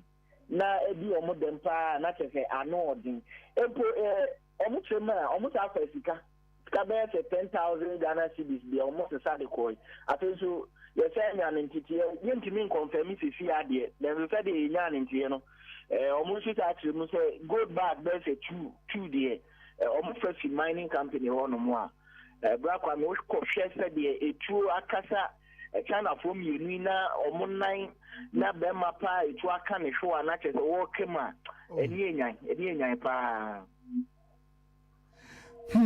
na wɔn bɛdi saa abɔnefo sɛmi wɔn nsa tumi aka wɔn ɛbɛpem ne yɛ a me ne wo kasa deɛ nya adeɛ sɛ ɔmo nsa aka obiara anaasɛ ɔmo ahu obi de ɔmo nsa atena no so sɛ wei ka ho anaasɛ wei ka ho eti sɛdeɛ obiara ka no sɛdeɛ ɔmo ka no sɛ amrɔbɛs no yɛntumi nsi ne ti sɛ ɛyɛ amrɔbɛs sɛ nso tutuafoɔ bi anaasɛ nkɔfoɔ bi na ɛbɛ ɔmo tiri mu pɔ ɛsɛ yɛbɛkɔ akɔ yɛ saa dwumadie no wɔ ɛhɔ deɛ ɛnya adeɛ sɛ apolicefoɔ anaasɛ kuroma no anaasɛ Chinafoɔ no a ɔmo etu gold no ɔmo atumi identify obi sɛ asɛm asi anaasɛ ɔbɛnti mpo ka ho ɛne yɛ no wahwɛ ɔho yi so yi wae yɛbra kɔ a memate cause abra yɛbɔ hwɛ mu tue yi deɛ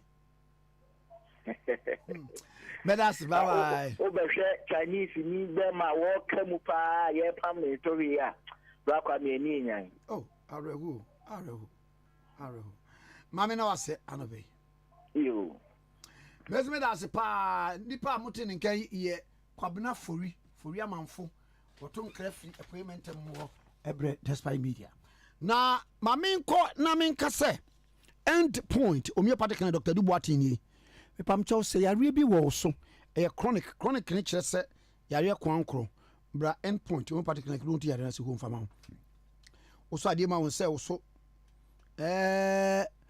hepatitis ayo diabetes me pa cho wo ulcer wo sciatica yare ni bi bra endpoint homeopathic clinic doctor dubo atinu to asem mfama ho me pa me che wo bi wo ho a wo ani yare wo bi wo ho a yefun yare wo bi wo ho a unyinsa na asai bra endpoint homeopathic clinic doctor dubo atin ho yare bia say spine problem bra doctor dubo atin ho stroke fabra na diabetes also fabra yare bia wo ba the affiliations na affiliate na che baby a problem na affiliate na twedre dia ma wo ma na ko bi fa na yare ma endpoint homeopathic clinic san fa yare ne san san chi enkokwa endpoint homeopathic clinic no what the homeopathy nuro ene ma wo sa yare e ma ne ko tumika nebre na Dr. Dubatin sa yare homeopathy nuro our sprinters to shell signboard akra or tem come to do afrewa junction go straight to Apology Garden for listen to the clinic massive branch Kroma Bohia Angel Jesus School na chipe Takwara branch or Anaja police station chipe we be abi obono tachiman hayi swa na doctor amamu 30 minutes me sema madaroma mon friend say ya 0244 86 70 68 0244 86 70 68 0244 86 70 68 0244 86 70 68 Dr. Duwatin Felicity I will not phone 0244 86 70 68 0244 86 70 68 endpoint you particularly na yenko din komo kakrai yɛwura agbesi nuchu wɔyɛ NDC communications team member na yɛne ni komo anga goshi memwache iya ɛtisɛn bɔkɔ na wudi bronya na sɛ wuni bronya ndi bronya ni di isa well who the next you know everybody remark na me di isa na wo baby on ye agree so di bronya nko na o me di ye di minimum nyina di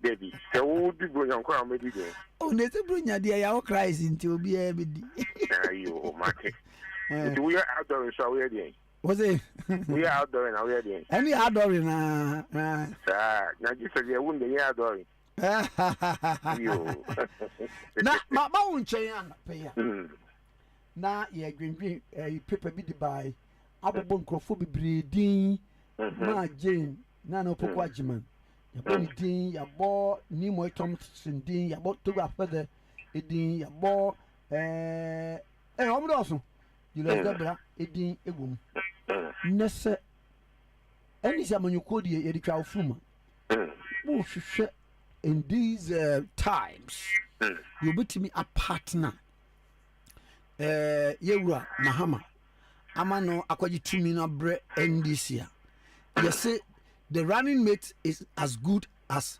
his standard bearer why and the sefata yo Menya bidasipi na mefa ofidi so ade achia eti homunya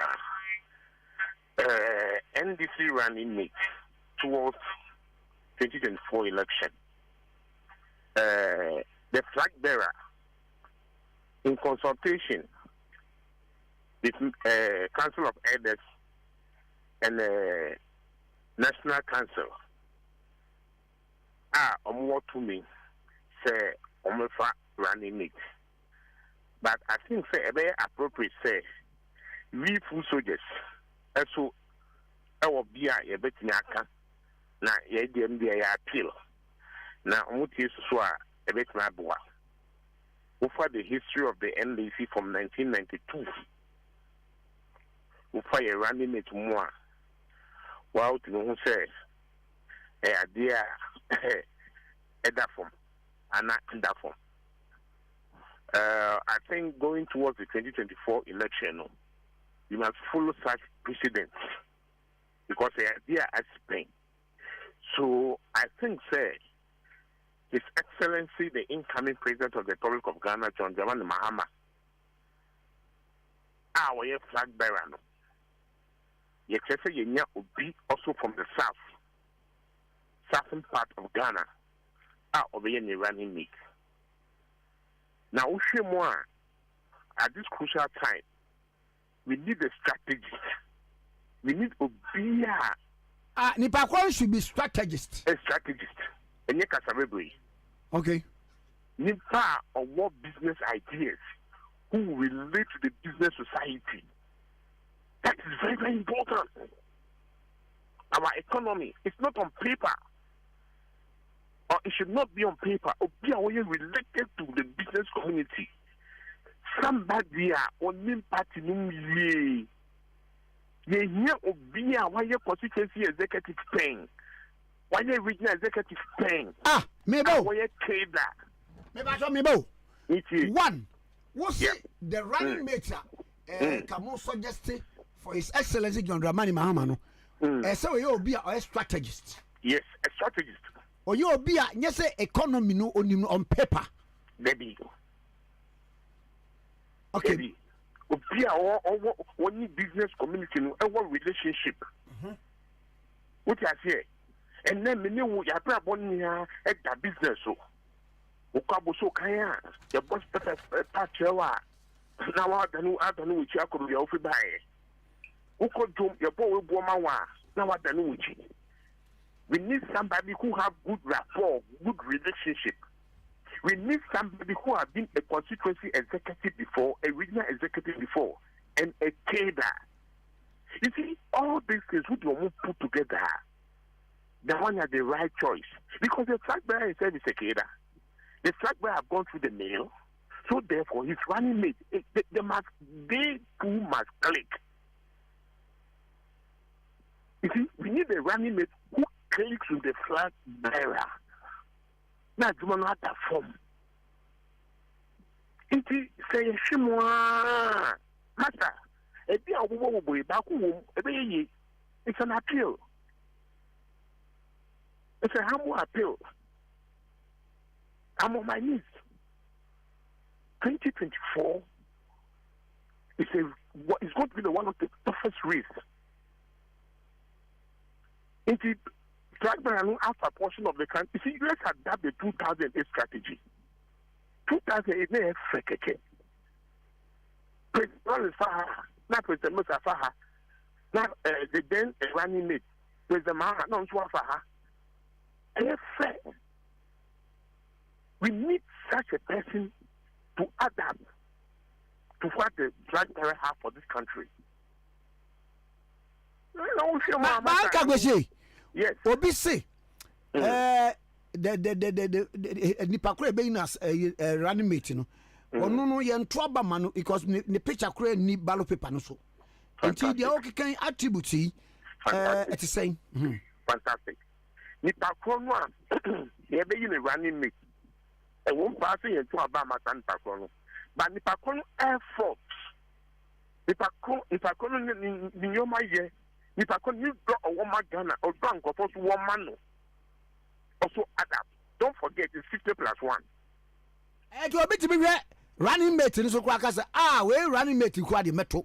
It says, oh, BB, out the bed to me about a flag bearer. Yeah, what yet Obia as a strategist. One need the Ashanti Kingdom. One need the Eastern Empire. Coordinated by now, Omokambo. You see, it is no longer going to be this or that. But let's face the reality. I am saying that, humbly appealing. I would prefer somebody coming from who has something to do with the Ashanti Kingdom and the Eastern Empire. Okay. Yes. If you look at 1992, I can phone by so akase. Okay. Not just I can phone by the Ashanti Kingdom, the Eastern Empire, but me so akase. Where the ni. Of course. Okay. You need somebody to rely on. You need the linkage to the presidency.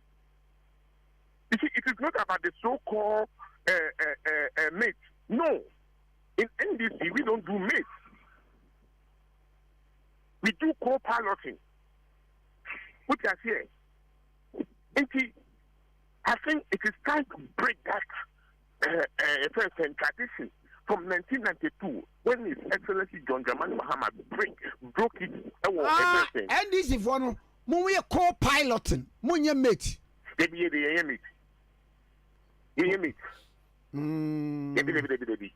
Yes, adjumano so. Yeah, running mate or you'll be able to step in at any moment, any time, any second. All right. Yeah, mate. Yeah, Frankie, yes, Now, yeah, we say. What should be an person make a BB say? Senka, Excellency John Dramani Mahama. The running mate, should be a stepping into his shoes after his exit. And also, we share that view and answer otherwise. You see, we have men and we have women in NDC that can assign a role at any given hour, any given minute, any given second. Now, there were exceptions. In the medical culture, say, you why you constituency executive plan? Nipa, Nipa, na why regional executive plan? Nipa, why you keda? So stepping in the foot of President Mahama and be problematic. And you'll be a many so be able to say, oh, wait, dear, my Germano. That's the type of person we are looking at.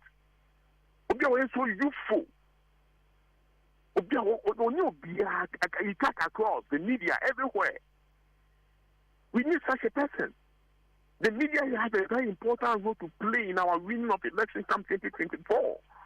And we need such a person who has such a relationship rapport with the media. Yeah. With the media. Okay. And you need to have a castle radio, so have a castle TV. So no. Strategists who direct affairs. Because when I walk at you, say the running might not be on the ballot. Fantastic, agree.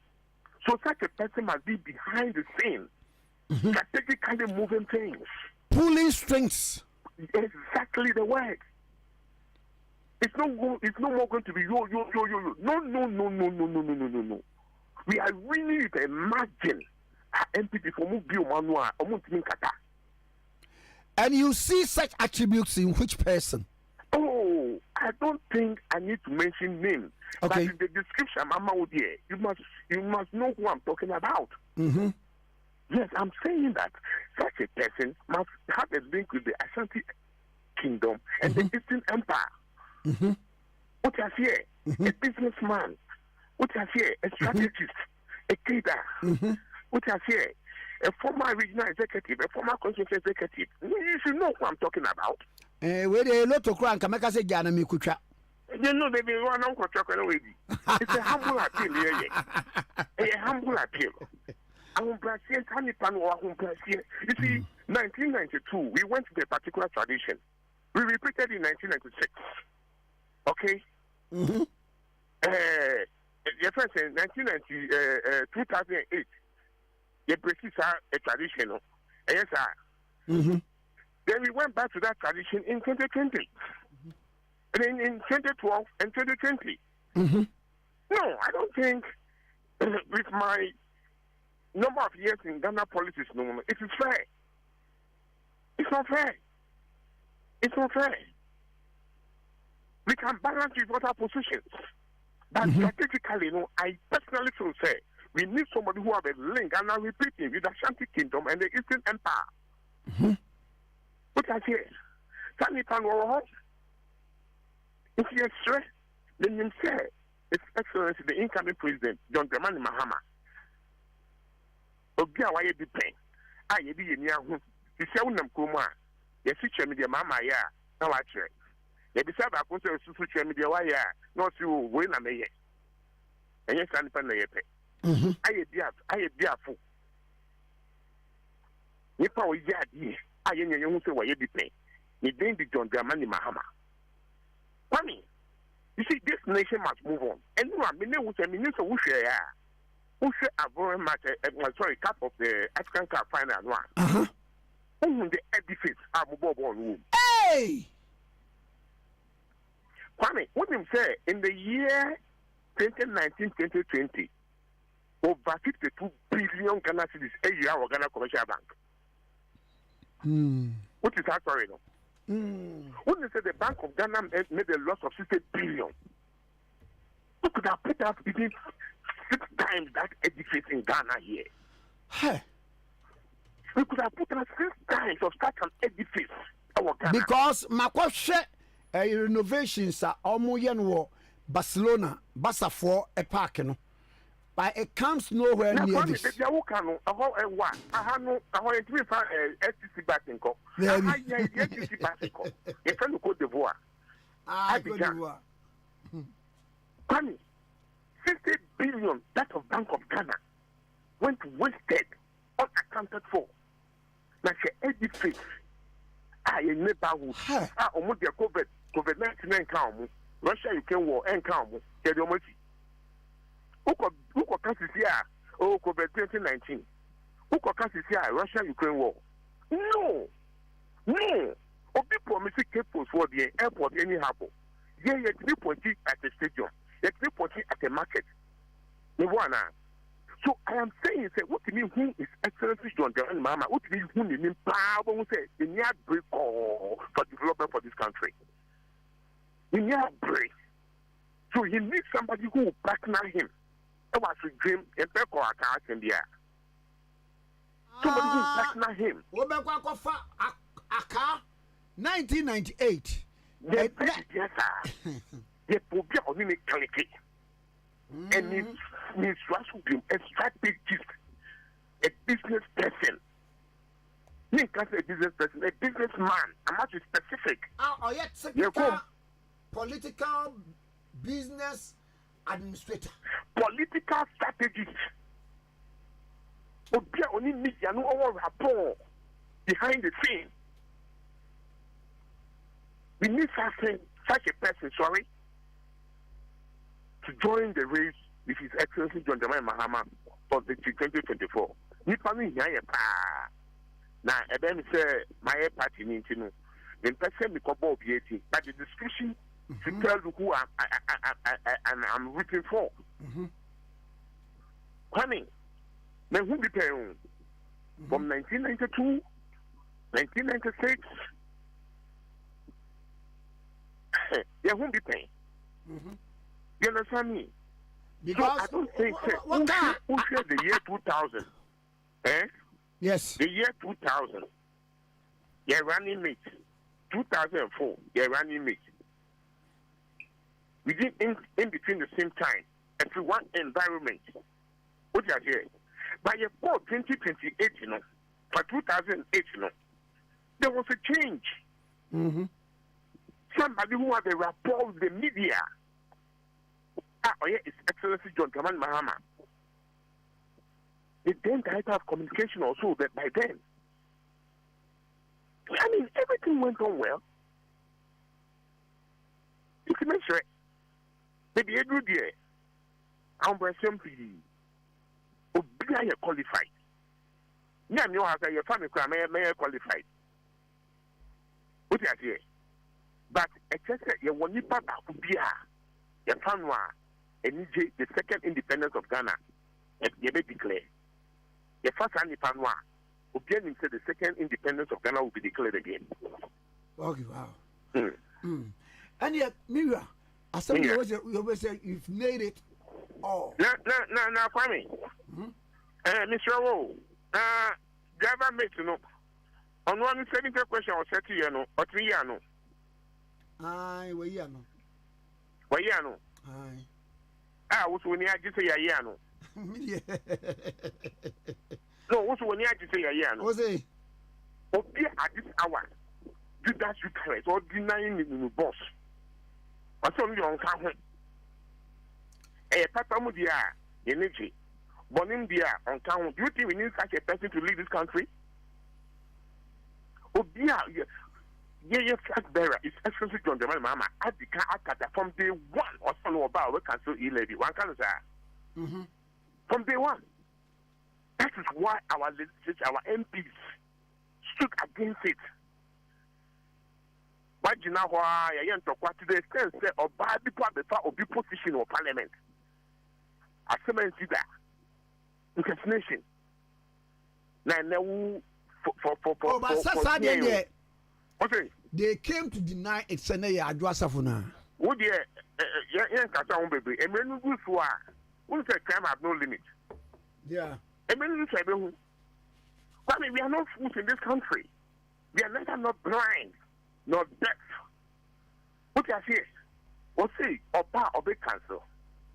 Or see, or bar or bar the again, review the free SHS. Okay, I said my finance system can operate some time ago. That those who can afford to pay. Is it not part of the review process? But His Excellency John Dramani Mahama so or bar review there. Hell have broke loose. So what is he telling us? What is Baumia telling this country? Gavet mate. This is my sister mate from Mungo for power. Say Baumia a mate, almost one year mate.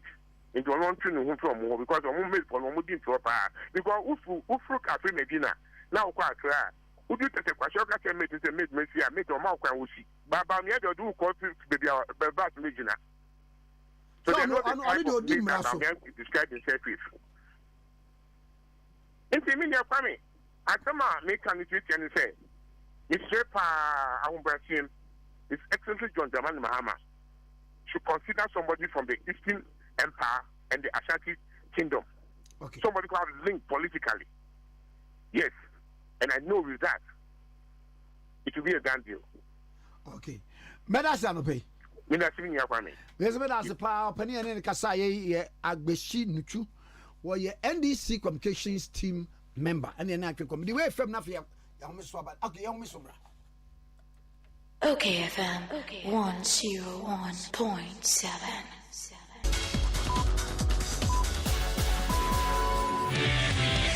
Vodafone Ghana Essa Ako Telecelu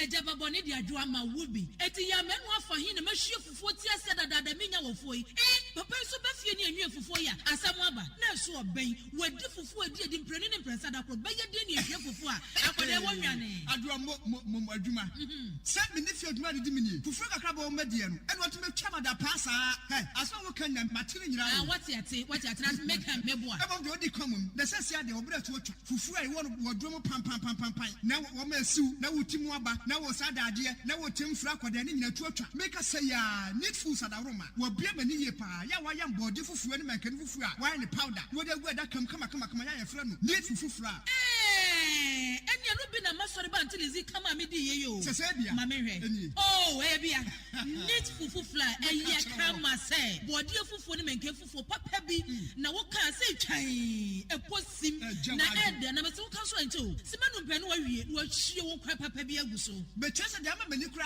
just need fufu ho ama me koto bi kura ba ne say said the Ghana for sipom fufu no eno an wo ye nu enti se wo hwa fufu e won pam wodom ne we nu a wo ho susuna bi awom wo nso de body ne manken fufu papa bi aganie eni afi na fufu na afi na wo bedi pa ne se se de wo bedi ne se ne wo fa mogyaduro ano pawia ne anadwo a wo koda need fufu fra e wo fi a eni gye nko a FGA agi edwedie nkrato yi atom efiura me mo chi o fiura yes on Machi o efiera mechia wonye so hey ewura enfase ma meso what e ba fa se chia me mo yam no won so pepe hey oh wa fi we die me pese oni fiura bekon efiura we die ye kwa sore abo ewurade mo kwa sore ye pompa ye ewurade ka soro ho a what e be se wo ba hwa wa kraba kompo wunya onipa da sane timi koto this way chocolate drink no ne yire ne mma edi nsuo hia twabia nom anopa no owi a wasade bia hye fridge mu wo mako school pon a wasan ba be yia nom enu mpore se ne nka ne twaso mu pa ende e rekore ne fie wura beti ha anopa dio awia dio enumre dia mo no makodew mo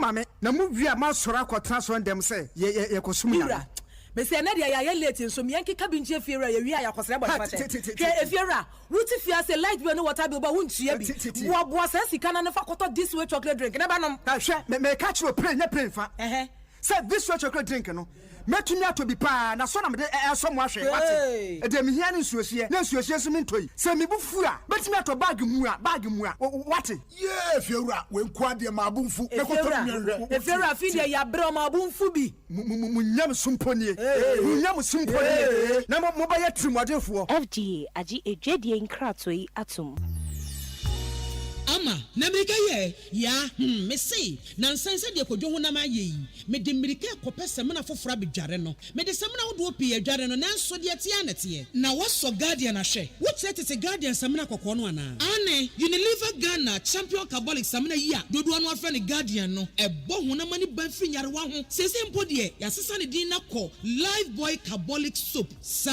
na ya semna dada no ade ane ne din pe na asesa ebo adwuma pepepe na menye bia towe wobenya live boy carbolic samna to e wo dwom anastos ahoduo mu ene mi dimirika ekoto bi wo na shop ho basesia live boy carbolic soap ye guardian samna dada noa ye chinidi what is a champion carbolic samna no say your friend live boy carbolic ana samna kwakwa Ghana fo ni je ho no say your friend live boy carbolic enye din foforo nanso adaso bo honamani bayan kasa afri mu a ema honamani nyarewa enti bodawro na kwaje live boy carbolic samna eneya FDA agi adwade nkrato yato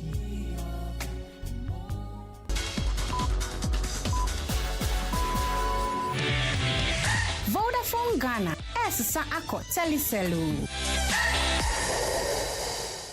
Okay, FM 101.7. Okay, 101.7 swini ya jenkratoa aba na memfa we emfam na yento adwumedi no so. Vic Dank Healthcare. Tiedini ye Vic Dank Healthcare. Me pacho o kidney problems, yare edokro ana liver disease. Hwe wakomya wodo bebre amfa for reach Vic Dank Healthcare. Na ho enna eniema wodo wo the state of the art facilities a wo di treat kidney no eyi arene free wo any liver disease no. Vic Dank Healthcare no or my treatment and management of the following by Totie.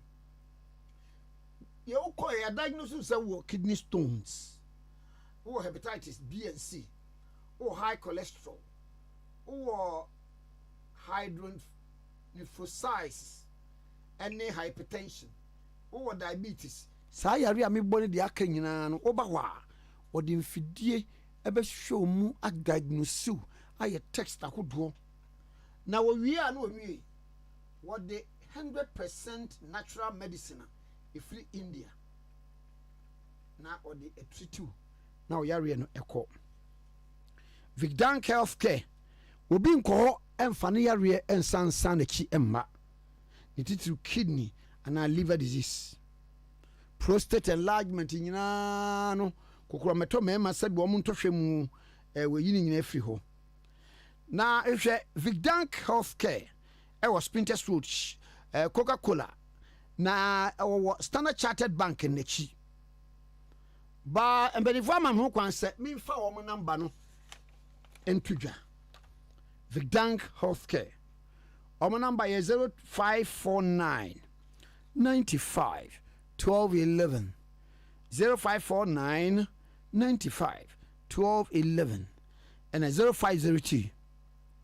66 1346 0502 66 13 46 0502 66 13 46 and I will see 0549 95 12 11 0549 95 12 11 Vic Dank Healthcare. Okay, 101.7 Swini.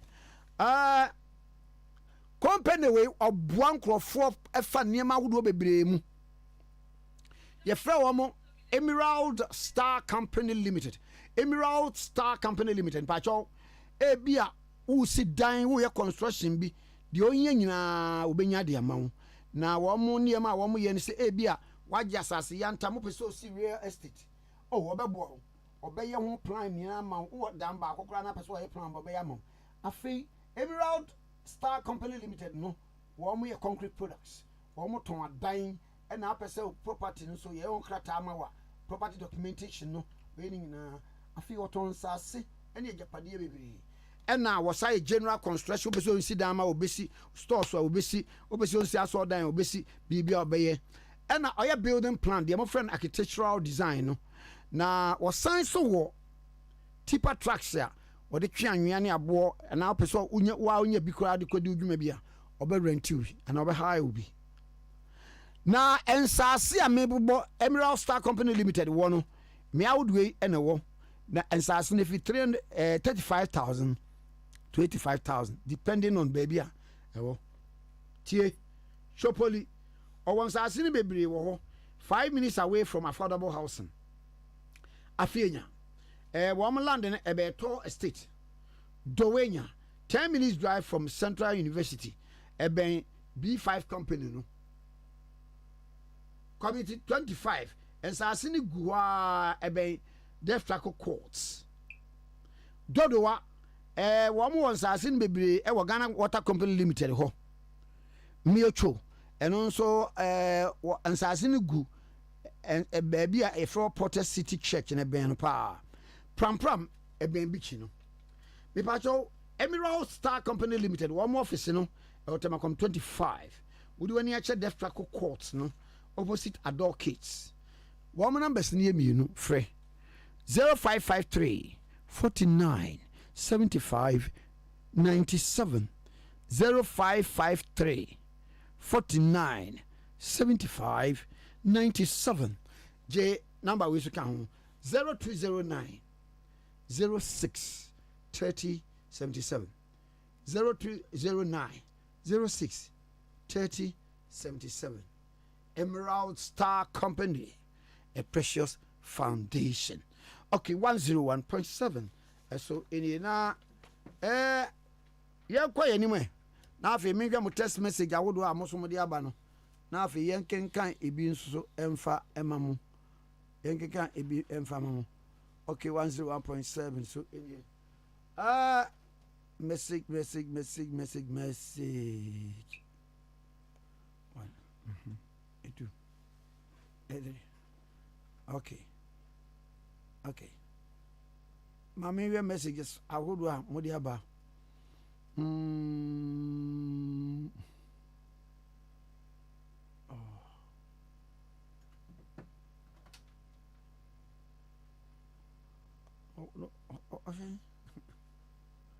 Okay.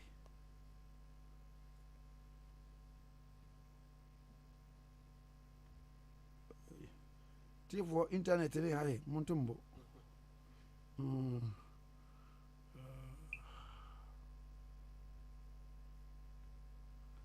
Oye, me sentiment ka eba ibedi enkomo awodo na enkomo ayedie ubetimi aba Facebook eba ye beken kan so na yede ama se die esitie pa na dia yatie nie se reshuffle beba na mono mo anbi ya mo keka na do wonye na ba bia adure kura no ehu hie ni because obi o wa kwa prime minister aboka na fu koma na be ball num dio be di no hey nana evenya nka wadawruma miura menye enye memfi obia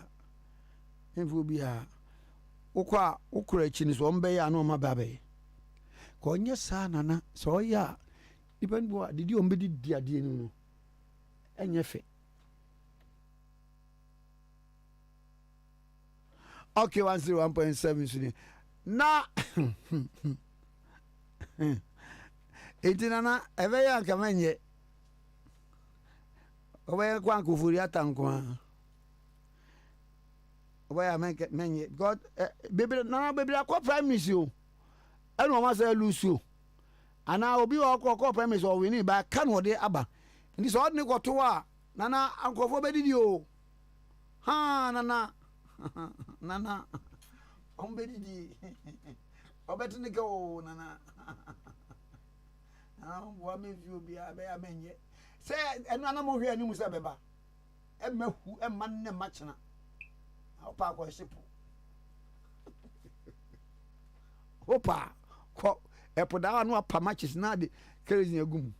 Ene na ho beto. Nana menye bibia. Cause nipa no hu sa aka 10 months. Wura de nyankopon.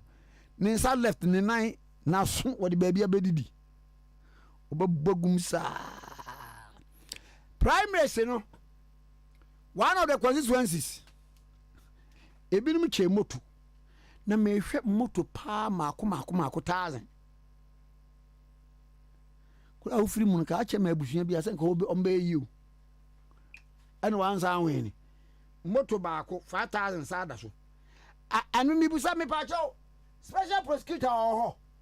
Because what because I just so DC bi asede be ndie be eno ahun. Eno so oche eno na sam no court. But when the enya nkofo a wo mo say the also one chase can be can. Awo me ready yeso. Don kwa benya. Ma adwa ni Chris. O mo so chebi. Wa obi a chebi. Ba delegates no pa anso no ada na mo jeha. Mo awiare ko bebom die o. Obi de bejo. Odi agiwa no. Obi de bejo say again. De ayatie nie nana na yi no ne reshuffle no. Se mama patisha pie gei ansha obeko gender, children and social protection. Ena wono ho abi ya tinse asenso boache bantu asenso boache ansha. The key word is ansha. Ono so beba lands and natural resources. Enkofo no doso. Edoso. Papa ya was he emfa AK47 ko tutu bon krofu yi. On the emse ho obeka ho a. Okay, 101.7 suni. Na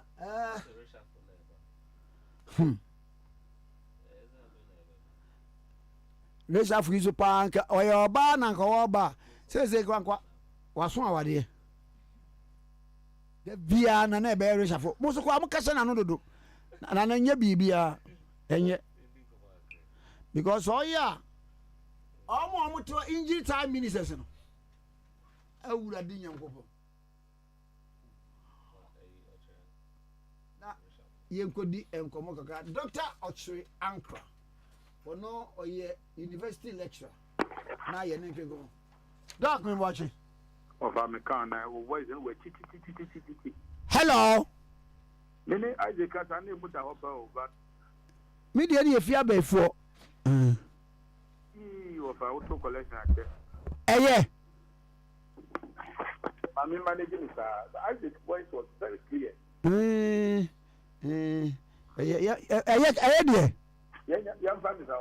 Mate. Now, what is said, Nana Dankwa Kufuado, your company, I'm sure obey your reshuffle.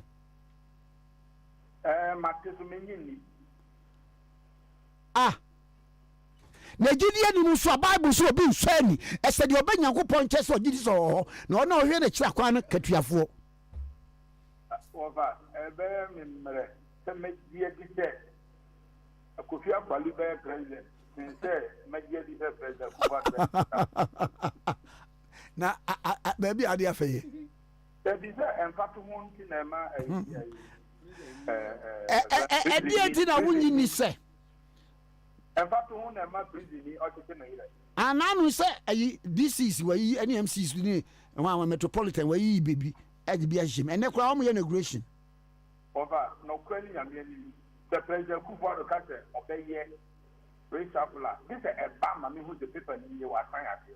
I am meaning because to begin with, make me one of the few people man can't come and why you could other than I said, but what can't maybe a beginner Zamba for person and Kasa say. The president is or saying, or mine say, we should be citizens and not spectators. Or something and drown Yakan, the Mumianka, Namabuno. Yeah, let me attract a woman. That is a Omega. Of us, Ubedi, Miss Medibi, and I own that prayer, and I'm your penal. And then the bomb is what? If you are saying, Minister, this is a year, this is a year, this is a number. And you know, I'm walking in everything. Then, as we could, the closest example is a mobile tournament.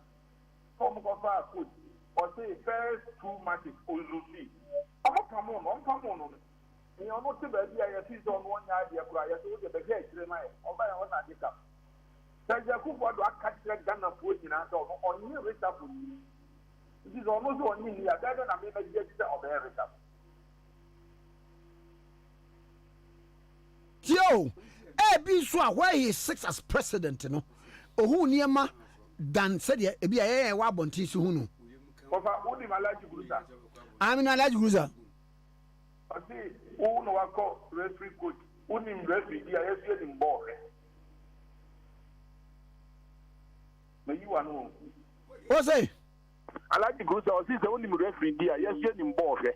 Ah, you want to come that I can't upon Suka. This is one part. Unim said, Nipa, no what turn the plan information, any president, not just this person, but president to be a department there on Omokania, Pesa water, and then as I said, you know, Pesa water, no Macatro. It is the only way many years I'm kind of grand to the war. It will be a what there was only the year to start it now, what does not know government. Now, the view of what's the man that's what you motive. Near course where Benina, Nipa, Casa, Nina, don't be on one, or did it a Ghana, a cold year, and yes, but, and young one say, board chairman for ye be a board members, ye be a. And to me, quite a non come yet. Kameswa must say, President Moon, because they say, who could yabe, Nipa call primaries. Call primaries in Waboka. And what is my so is kind of anyone who would be. I want no pros and cons strong.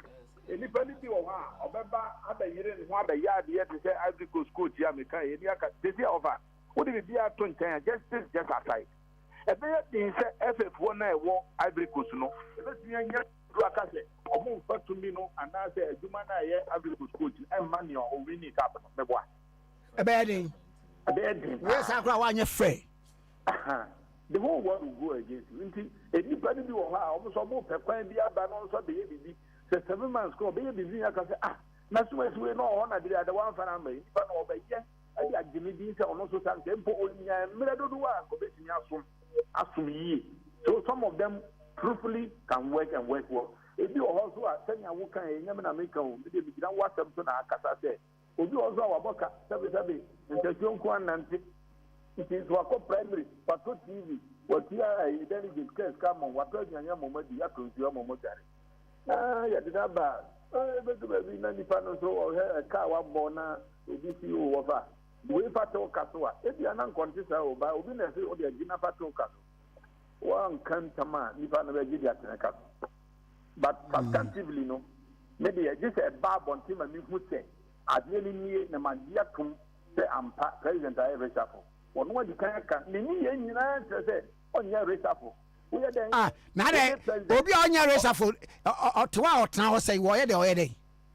Oh, what? President Kufu, the funny President Kufu, yes, you mamma. Oh, yes. On one can say, I reshuffle. So you learn from those who are before you. What do I say? Now, there will be to say, or Safma for your reshuffle, will be to say, buy you, your reshuffle. Said you mean come move the enemy. Then I say, or more can your reshuffle when you. Or Safma of all persons, your reshuffle. And nay, what I say at the age of 81, what I say, your friend say, advisor to the president. Advice and your because of me catching your I've encountered a man. Okay. He's truly a wise man. I can say on authority. He's truly a wise man. Then be a two Grofo and Grofomfa. Nanyana Okoka and Grofo 23. President, at the former, the MP, at mystery, the first in the history of this country, if not the whole of Africa. If not the whole of Africa. MP Makumako over 80. And I'm sorry, say finance minister. Unka number, Nejumano, I said no yard, and I say, and go years, yes, President, so Munya would say, oh yeah, I am a negotiation. Oh, you know, your budget now, Mamanaco. Nasa I am a for you, second tranche, and I'm saying, Abbas. Monday, I'm not the old man of Bush and Gofu. I am a no, oh, we are first one, and necessary oppo. And one called Mathematics, oh, second one about the yet was our chance, oh, Pakistani, our Bobo, the actual street. And no ask now in your food for consumer street, oh, you bet you at the point. Obeko, I won't go. And say, I would say, near Madame, somebody I admire a lot from afar, attacking honorable. Attacking finance minister says, to save himself and save the nation or resign as finance minister. It's one thing. So, Guaninian, but baby, so I me, mental for the attack. Fancy home tenants. It's over the say, attacking some to for the attack, man. Ebi enu afọ but to be a befa for friends atanada na adema sema koto abontin o atawa anya won tie kakra president kufu won tie futuro kakra because on mind titiro on mind ye titiro e kuro e on mind na e say ono ono ofori atan ya kuntum kunkusupa ya ofori okwa okotena fie kwa ona unse enyefe ofa here my captain and I will not stop saying it. Oforiata in his private life wa bobra. Baby wa bobra ko do no. Nipa kakra bi na betumi akodu ho. Wa bobra pa. Nemmom ono ate ne bank ate ne nyuma kese a na eye adwuma nyamfa to no. Edu ba bi o se bibinti nyamra meka. O se bibinti adwuma no megya to ho. Na afoforo nyema me. No no ane de na eye ne de na eye private one na. Se be ba ko ba so na ebeji na eje biama na sefo no. Eno ko jai to ho. Now, my idea also to me, we are Jimmy, Jawaka, was home back at Pia, whom they will throw that to 1 year to a break or to a Meltemenko. No other way, and say, yeah, promotion on next class. There's what really now the men travel no more. What to mark when you're just a wood for the next class. And baby, I did a funny class. Yes, and dear, I heard to say, dear, what had you on? I mean, Moody, yes, I now quite better movie. I mean, because I want to cross and can ye. Would you win? A Jawano, the Antine, if you know Baba, any other da. He has better and bigger companies. Oh, sir. This man, he has bigger companies, sir. Said you wait here Tracy at a telephone call. I'm instructions. Mama, you do my brand man want us. I tell you, I said, yeah, what a phone was it? But you're any from Sena, Mojito. Over. Yeah, it's you. Over. It's you. Sikana ya say anka ya ibe ye emission levy no. Na ye estimate na anka 10 ye benya wo. Ye levy no. Oh, emission levy na ya say actually ade na anka sakra no wunim say o ma implement e sha se February won.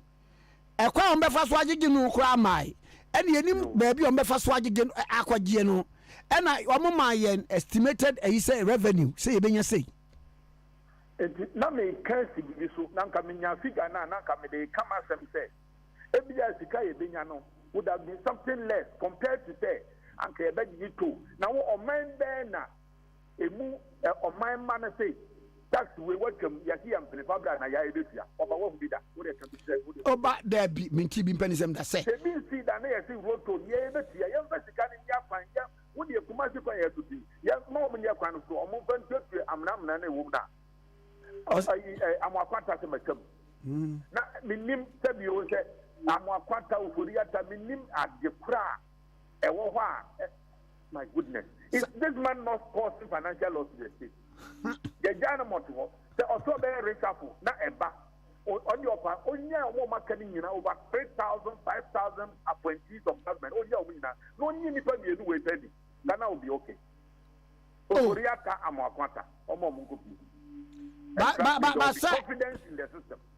Amakwata de so obadwuma oyi tobu to wofa enye ze na anka dia zanka sabi anka apalu na president na anka ne de kan sama na doka apalu na ko shia ga bi ho anana there be o me ko travel across the country ma hu ni process wo be dia so no nkrofo e man scam man de yes adwuma no there be o na me say the process ni mi ni election dia zanka apalu na win you na wo ka amakwata so ya dia na me say the time e kan dia anka apalu will be president me say what you why you na me to be the acted the fact that or no as a person say Roto will come, I can't forgive this person. Posterity will not forgive this man.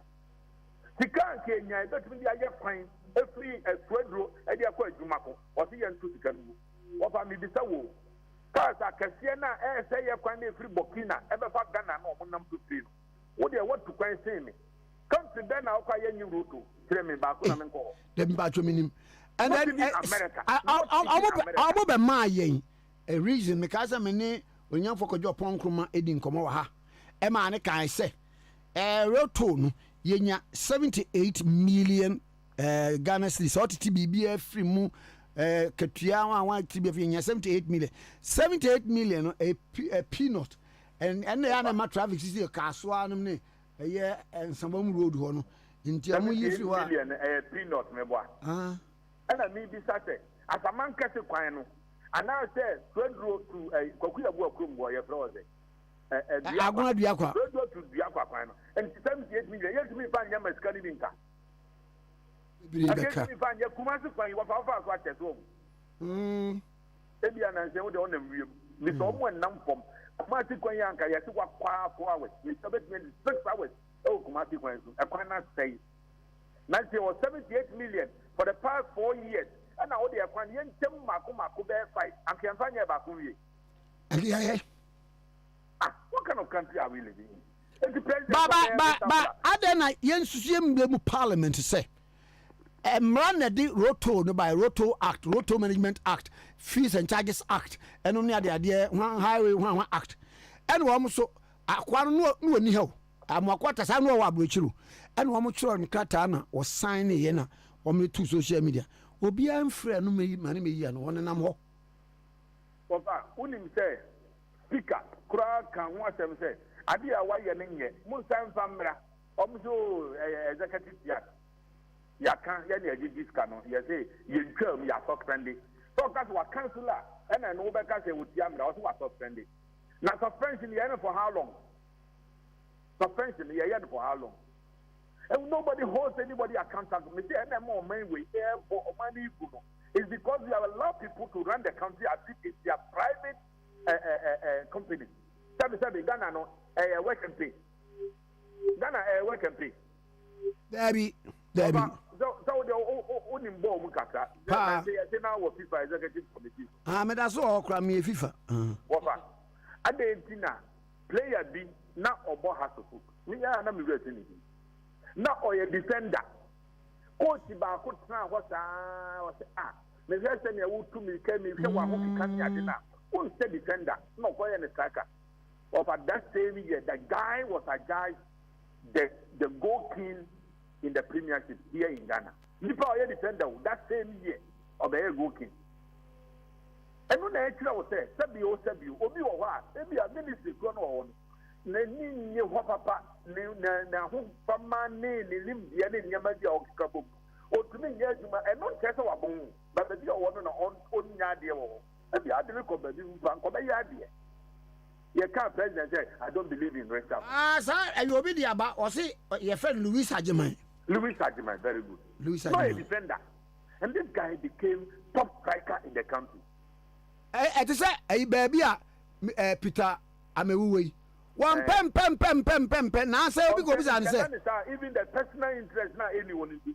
am adwuma no only fa no hu the commitment level will be low okay come na owo forest roads the land one there you know energy na wa energy what they say o ma me so ase ko keteke so mi ami krom kra no keteke emfa ho eh wo fa na ha ni emu keteke wo ko ba bi keteke post kesia pa but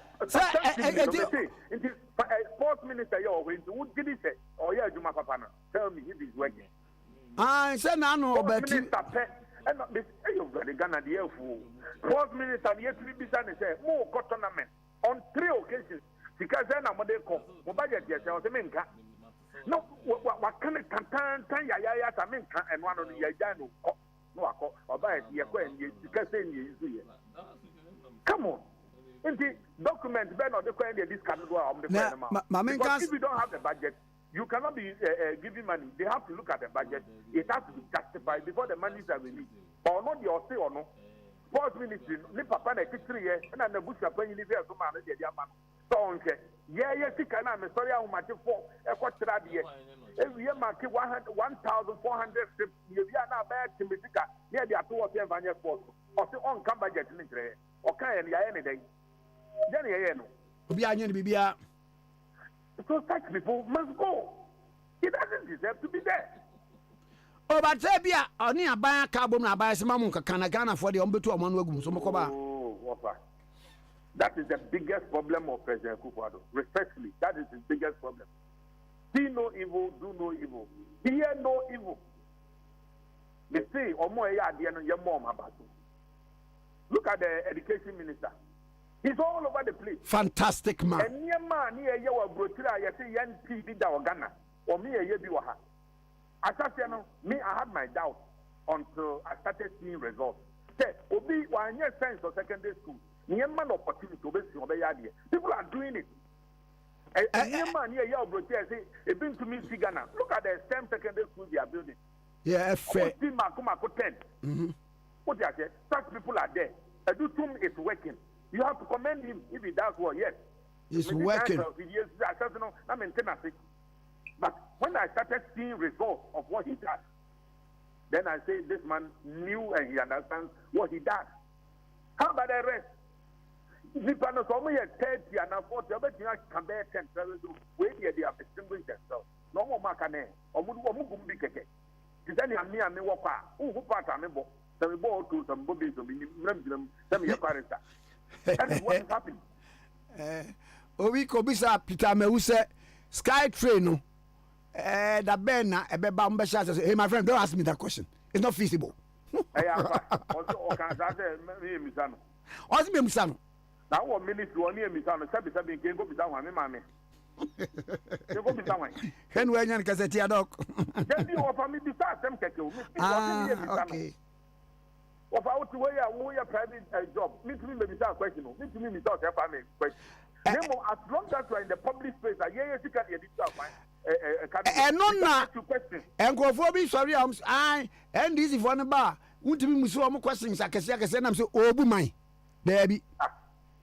yesika o me see yesika me tete am wirim ahomate oh I respect Ghanaian women 2 a.m. na Ghana ni ba wa sorry ahomate akogina dwom okoton ade ya akoti ticket aman ya gine sika ne dia balance ya dia amount na wo de ya adwuma antie mi sa ho asam wo kan we ya aka bon we are sakra you are not respecting the call made by the president to the citizens. And yes, and I'm coming home. Oh, America, you don't care who becomes the president because the system will work. If you are in UK, the system will work. But in Ghana, it will not work. And then I also say, sorry, yes, Kasa, then the president say, yes, Kasa, yes, Kreyagin. How do we build the country? Don't you feel it in your heart and in your mind? How do you feel that? Obi akoye adwuma wa bre onye kwatifo wa akoye adwuma throughout the day. Na about 5 wapon opeka akofie wonya bi. How do you feel when you see such people? Then the near for the akomati akoye adwuma onye kwatifo won titi. Wapon ka wodi kofie esen ya what tram. O ba say eyi wo ayalolo ho. They don't know what you saying. How many are they? Ayalolo na essay. Of essay. What they do 37 any baby National Theatre and several other places. I feel sad when I see people like that. As I said, I was sorry, you could do it 8 o'clock. 150 years before 6, I wouldn't have car. But if I done it in why? I don't know about studio. I don't know. Come and see. Is it wrong? Is it a sin to live in Kapwa in this environment? Is it wrong for you to live in Dodua and work in Accra? Meanwhile, come baby, or baby, or the train the bed, you 1 hour, or the bus, or the bus. Don't you think that the people need to go for India and or yeah, more account here? Can there be other battle? anka who go here about the cancer. Can't we do that? Elsewhere, it is done. But I had the service the BIS to me yet, the BIS to me yet, any and look at our health system, look at our health sector. It's a young man, a bird, Mupa, or no, we are mobile, WW, Yamoya play, and a comedy, a system of a young Ankabana. Because obviously, my team, ventilator was one when they are not so good, these medical machinery. But near who hear from my Doba or Tosonia support. The whole Ghana private and public government, you need 300. And it's a different 1,000, and they hear ventilator, and 700 in the movie. It is only God who saves us. Like I said, I am boy and brand. If you can try, you see the Galamse best. We can live without gold, but we cannot live without water. It's the way of this are professors and work. This is why for PhD in science and what they are here. These are basic things that people can do, and they are not doing it. And that made me see what they call all these things. I catch them, say, my 3 months. The who excavator say, yeah, you will area, maybe with Galamse in the guy. I'm telling you, free consultation. Call all these things in Ghana. Don't call any chief. Call all these things. This is the only district commander plus staff house. President issue them with warning. What say? Within 3 months, they will say Galamse will district because this is the president's representative. But so almost community mining. Oh, I like it. Community mining, no. And to me, come back to almost years, you might be seeing anything about the group and where they work. It's not possible. Because the idea making a maybe your friend or change his secretary. The next story be about set go for be your mining war or change or search for motive for the penny ni mammy at Danichi. And was say, one more crate, one more call home. And I'm the hair. What in Swadiana or change ni mammy nature. One more jack, what a crata, now your mining lease from a class or mraho. Your man of mining lease will be do our DC, Jimmy Mount me and I'm head of the District Security Council. Obey your one call, obey your one call. Security. Obey one call. Security. It's me, Mount Yajuma. The Minerals Commission cannot just be in Accra and be issuing licenses, especially when we have rules and laws where young premier and young mining around or closer to water body. You stop it. Somebody must stop it somewhere until you get to finality of what is to be done and what is not to be done. Then you are mobilized to say, go and do prospecting in the forest. Tell me offer, me and pay. Forgive my friend. And you have damn them so be there applies or for prospecting or cartoon forest. And you have damn them. Ah, it's how I know. And you have damn. We in fact, one more shadow. Not one person of the manual. And one so I test the grounds on the public domain. And I'm fan it's about 74 communities in the area of Omansa. Say you're preserving them. But for full plane, Pierre Bruce back on the forest. Don't go prospecting. Before forgive us. If the president also bear reshuffler or premier no pay and come in the Japan, I make clear why I would you money. And why your uncle promote to Bobby Maminchi. Oh, my why? I'm Wakwanta, sports minister. They have to go on the agenda of general plans and Wapamo. No, sports minister, there, born Bobby. And I may say, for sports minister, what a dance from Kunwaya sports. They say, you have a sports, you have a scarf for your athletics, a uniska. You have a scarf for your handball, uniska. Then you have a scarf for blaster, a crown of our millions canaba. Took all this management. Put him say, on mining the Yesika for Bangalo. Say, I know the Abema Ghana coach at Naho. GFN is on the wire administrative office. Sports minister, and it's what then or sir, you know, sports minister then or and yes, sports minister of Kotna, Public Accounts Committee last week, a National Sports Council. Chief executive will say, direct of me, who is title or not to what they want to work near close to stadium or close to no. Minister, not to me, who? Wait to your minister. Please. Let's be serious a little. Let's be serious a bit in this country. Me say the sports minister, I do not who to close for Pranchim. Only me or you. But Obia, so I am not just a fan of him. Now, young Kwana, Ghana, you see a good GFN, FIFA money at 4 years. We are setting up our budget. You're ready, I have ever. Now, you have 3 more locally, you have a halfway locally, you have a national match. You good GFN, what the Miracle started coach. So you think the coach is a problem? What can the only problem? Please, let's be serious election. Me say, President, so very reshuffler. Maybe I want to work on me, you. At the time, me a Ghana, my China, and my contract on them. No can be a man. Yes, the President has issued a statement. You for your film. Yeah, film. Yeah, sports minister film. One can one time for another minute. How many for back 7 years? Our Kikako 8 years. Yeah, present empire now. And I know a board member Baku Michiano a flight one antigrade. That's why others be a board member. Our chairman. Oh no, I am a photo. President is on travel. There's an appointed authority. President is travel.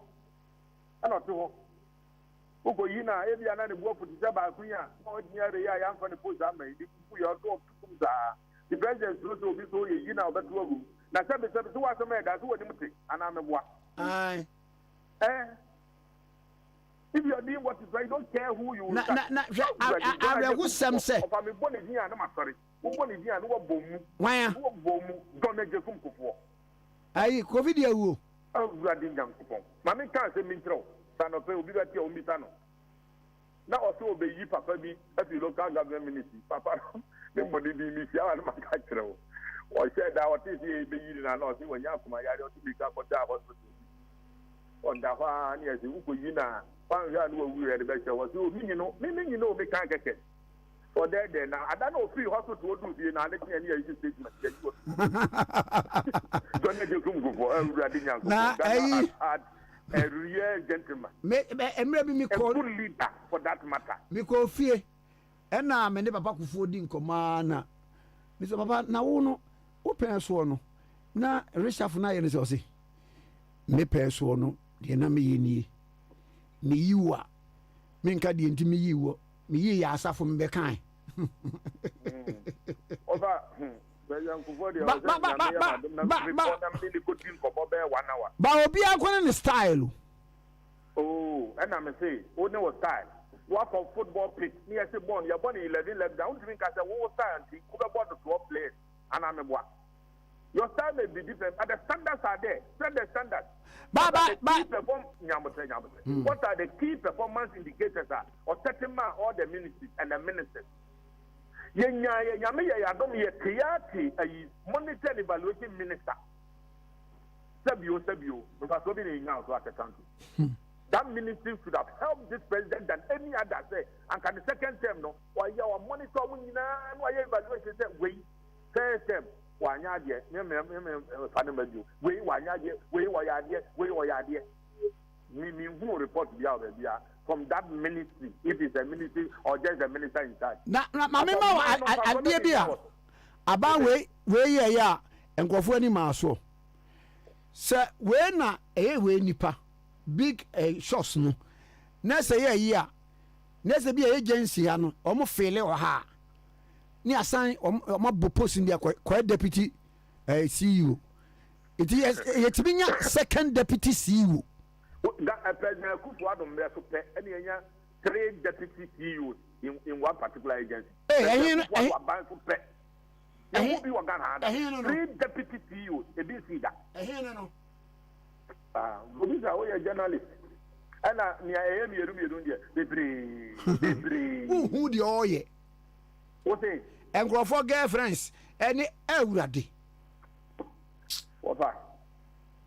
President Kufuor had but say no media nam come sing come president in yet because say no aye injury time we are nipa ko bia wa prime minister lose na wa prime minister we ba wa boka wo be what ni tin 9 ne kon na be wuram be di no na ma make us a biggest problem our systems are not working. What they are system no Donald Trump, former president, no America. sport mika fi abane o it mika fi ma onye we by ha no ukoya free one movement don't do this movement you are harassing us there's witch hunting over if there's a witch that witch should be hunted if there's a witch that witch should be hunted but the different ya den one yen you can witch hunting free Kwame Nkrumah movement free or triangle movement no you don't build a country like that. Obesiya police ni around the White House. What Tiana on you so I'm also begin here. And I hope the police road na kwa wa no all they say nyama be ko yelo na oye telephone call. Oye call straight. It's on duty. Abia the president of Ghana to issue an executive here to say my TV during working hours. Are we serious? It took president of Ghana for him to say office American TV. If you see you no more yede. Ministers no more yede. No about time over. Dear and then Monday cross over committee or baby or ma. A chance of I'll do about 2 o'clock. As a teacher, the best example I can give you. This are more. And they in a private schools no do one or you to untrained tickets. Untrained. Public school you to train tickets. Oprah Macan tomorrow reporters no meaning match meaning monitoring and supervision. And I make a me say Oprah this a Friday and opano. The whole day in 1 PE. The whole day Friday PE. Na Monday no nipa no ko weekend obeba there midday. Supervision in yet. System in yet. Na office say work or baby near so we use 3 hours $300. What our case obey 2 hours. Only 3 hours na. Me tell you. So ko jumo one call you bet you we don't have a proper system. Eti abroche kwa de most of the times no wo kwadwuma uja wo phones bibi agu na aba no ahwe miss calls no na wa answer most of them because you who say utie caller you be ready you don't want to miss 20 minutes of your time when you go out there to work no not at all or yeah jumo wa nya jumo you be tianeka jankwaya ni failure o man failure you be tianeka say ayare for no so mu wo o man wo you bet you omoka now come baby ya na your proper system proper Ghana must be looking at system and let's forget about who becomes president because you bet you assistant president assistant no matter the good intention me from where I said when you say President Kufuor he had good intention but the people around him may not have help and if the system was good he would do a little. Oko baby a president to o man na era ni o is running on it too. President has to be everywhere. So, and man ko yi. Ade.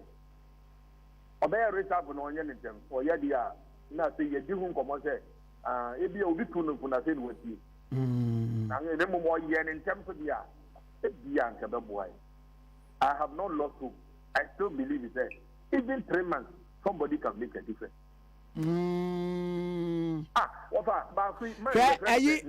Anano, Mammy more dear Bako. Banama kneel until I. And you kneel until or buy or say $10,000 loan here. And you're gonna. Aye. Blaster play one has owned here. Over 5,000 and also with your CD equivalent. One. Okay, identity. So, yeah. Umba higher Ghana. How do we pay players in dollars? It's the same. How do we pay in dollars? The schools who are Accra, you still school fees in dollars. Tell me if the finance ministry is not aware. Tell me if Bank of Ghana is not aware. And that's one thing, we don't have a system. If we have a system, it is not working. Yet it has a city and a year of that currency. You create your pound. Are we serious? Now, Mate, Doki, me say ambassador, sir. It's just the president appointed him.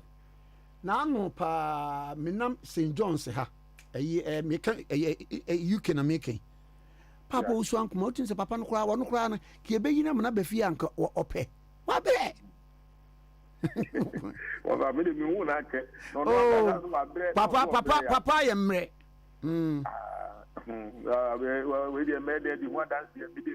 As he has all cows. There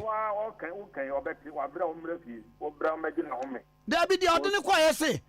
On trial on your now, we are the Cacasa. Resign you. Don't know any funny you, but you're betting I resign you. And I'm a boy. Oh, there be. When any na aba be man any nyan go wie. Ufa yan kanisa. Na sa bi ya mo eno go fi eno mo nyare wie sumo. Enu ya some mo tete o master boating mo type. Enu de. Kwame Boating. Agro carry. Wa bodi. Akwete training college. Kwame Boating say ye be be school on the 14th. We ya dem ma we dey trafie. Na dey hard. System na me can be no. Ye me school man ka say member next week. Who so ferry? Who bondo? Kwame Boating. System was working. Who go fi amen years ya. Na be hu ne beto. Yes, kaki ni ya more prescribed kaki. Kaki ni ya wa or black or green na but what tell say kaki no color we na me say. Any test chawi.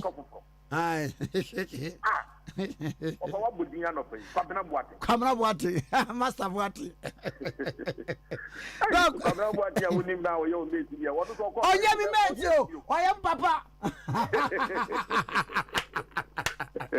Now what is that agriculture no most of no na bebre ye model afo. Aye. Now school now they train your 3-8, your head, your heart and your hand. And the PFP school one. No example when you are training the training. That concept no wouldn't nipa de buy. Dr. Ephraim Tata Amu was he etire ne nsa ne akoma nyina nsua ne pe. Oh, if one body and a very one body. Yeah. And now, I said, na okan no, and na buzi a pencil. What the year Juma? And a create the Department of Community Development and the promotion of vocational training in Ghana.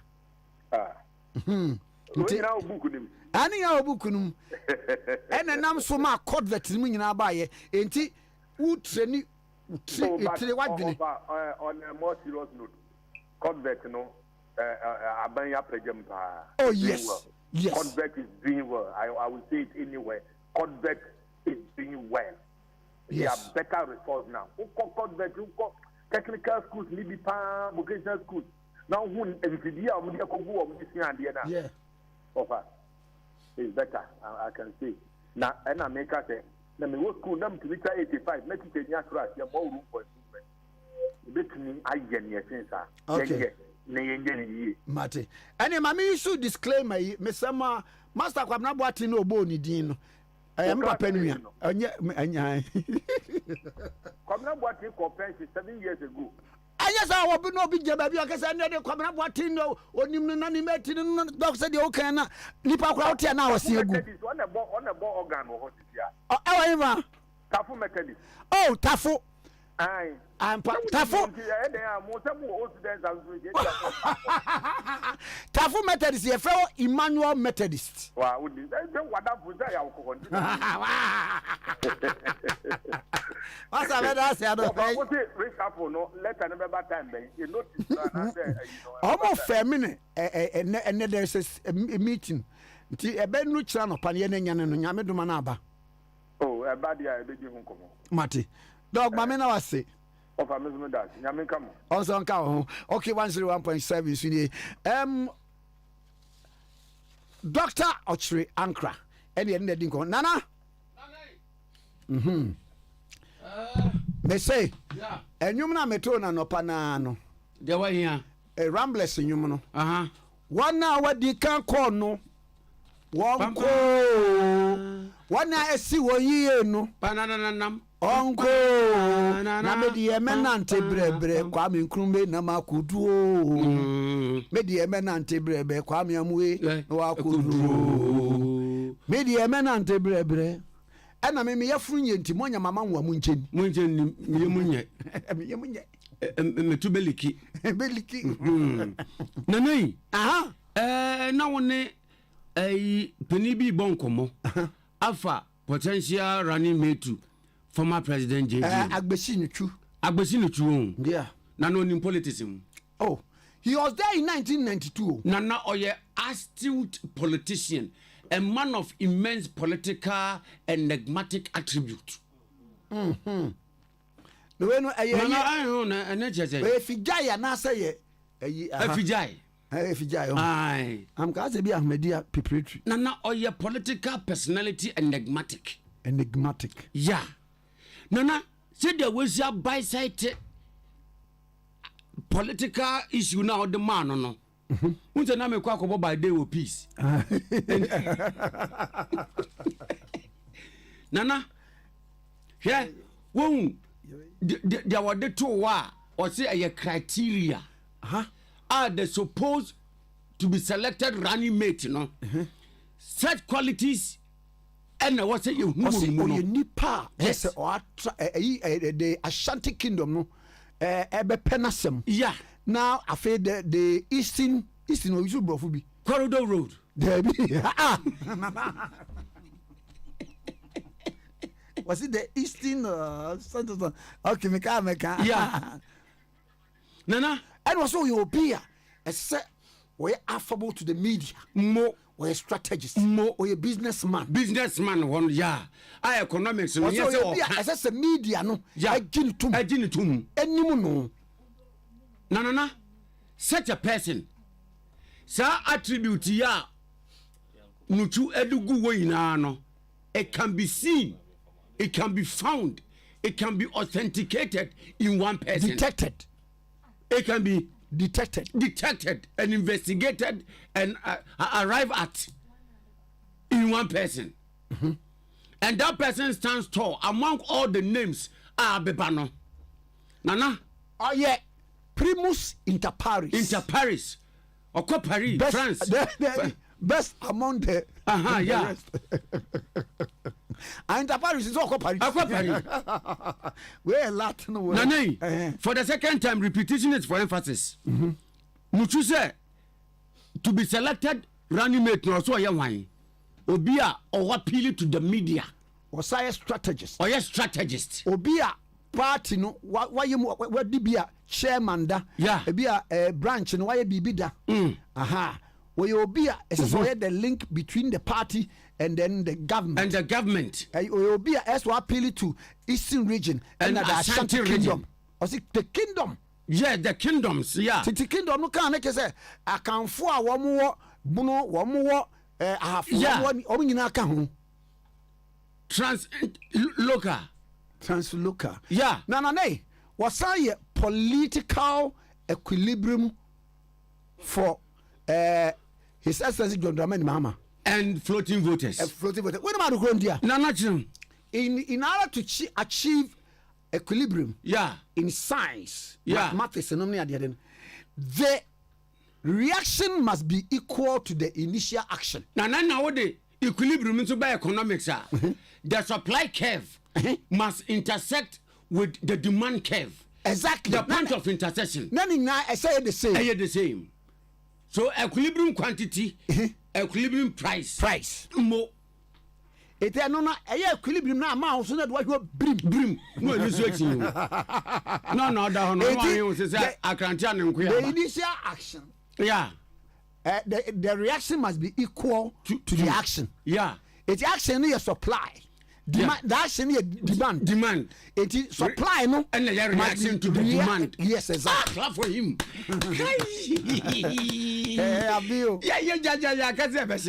So, can you know because you uncle school? Sure. One more thing, you school na for Obia Samia. Nana.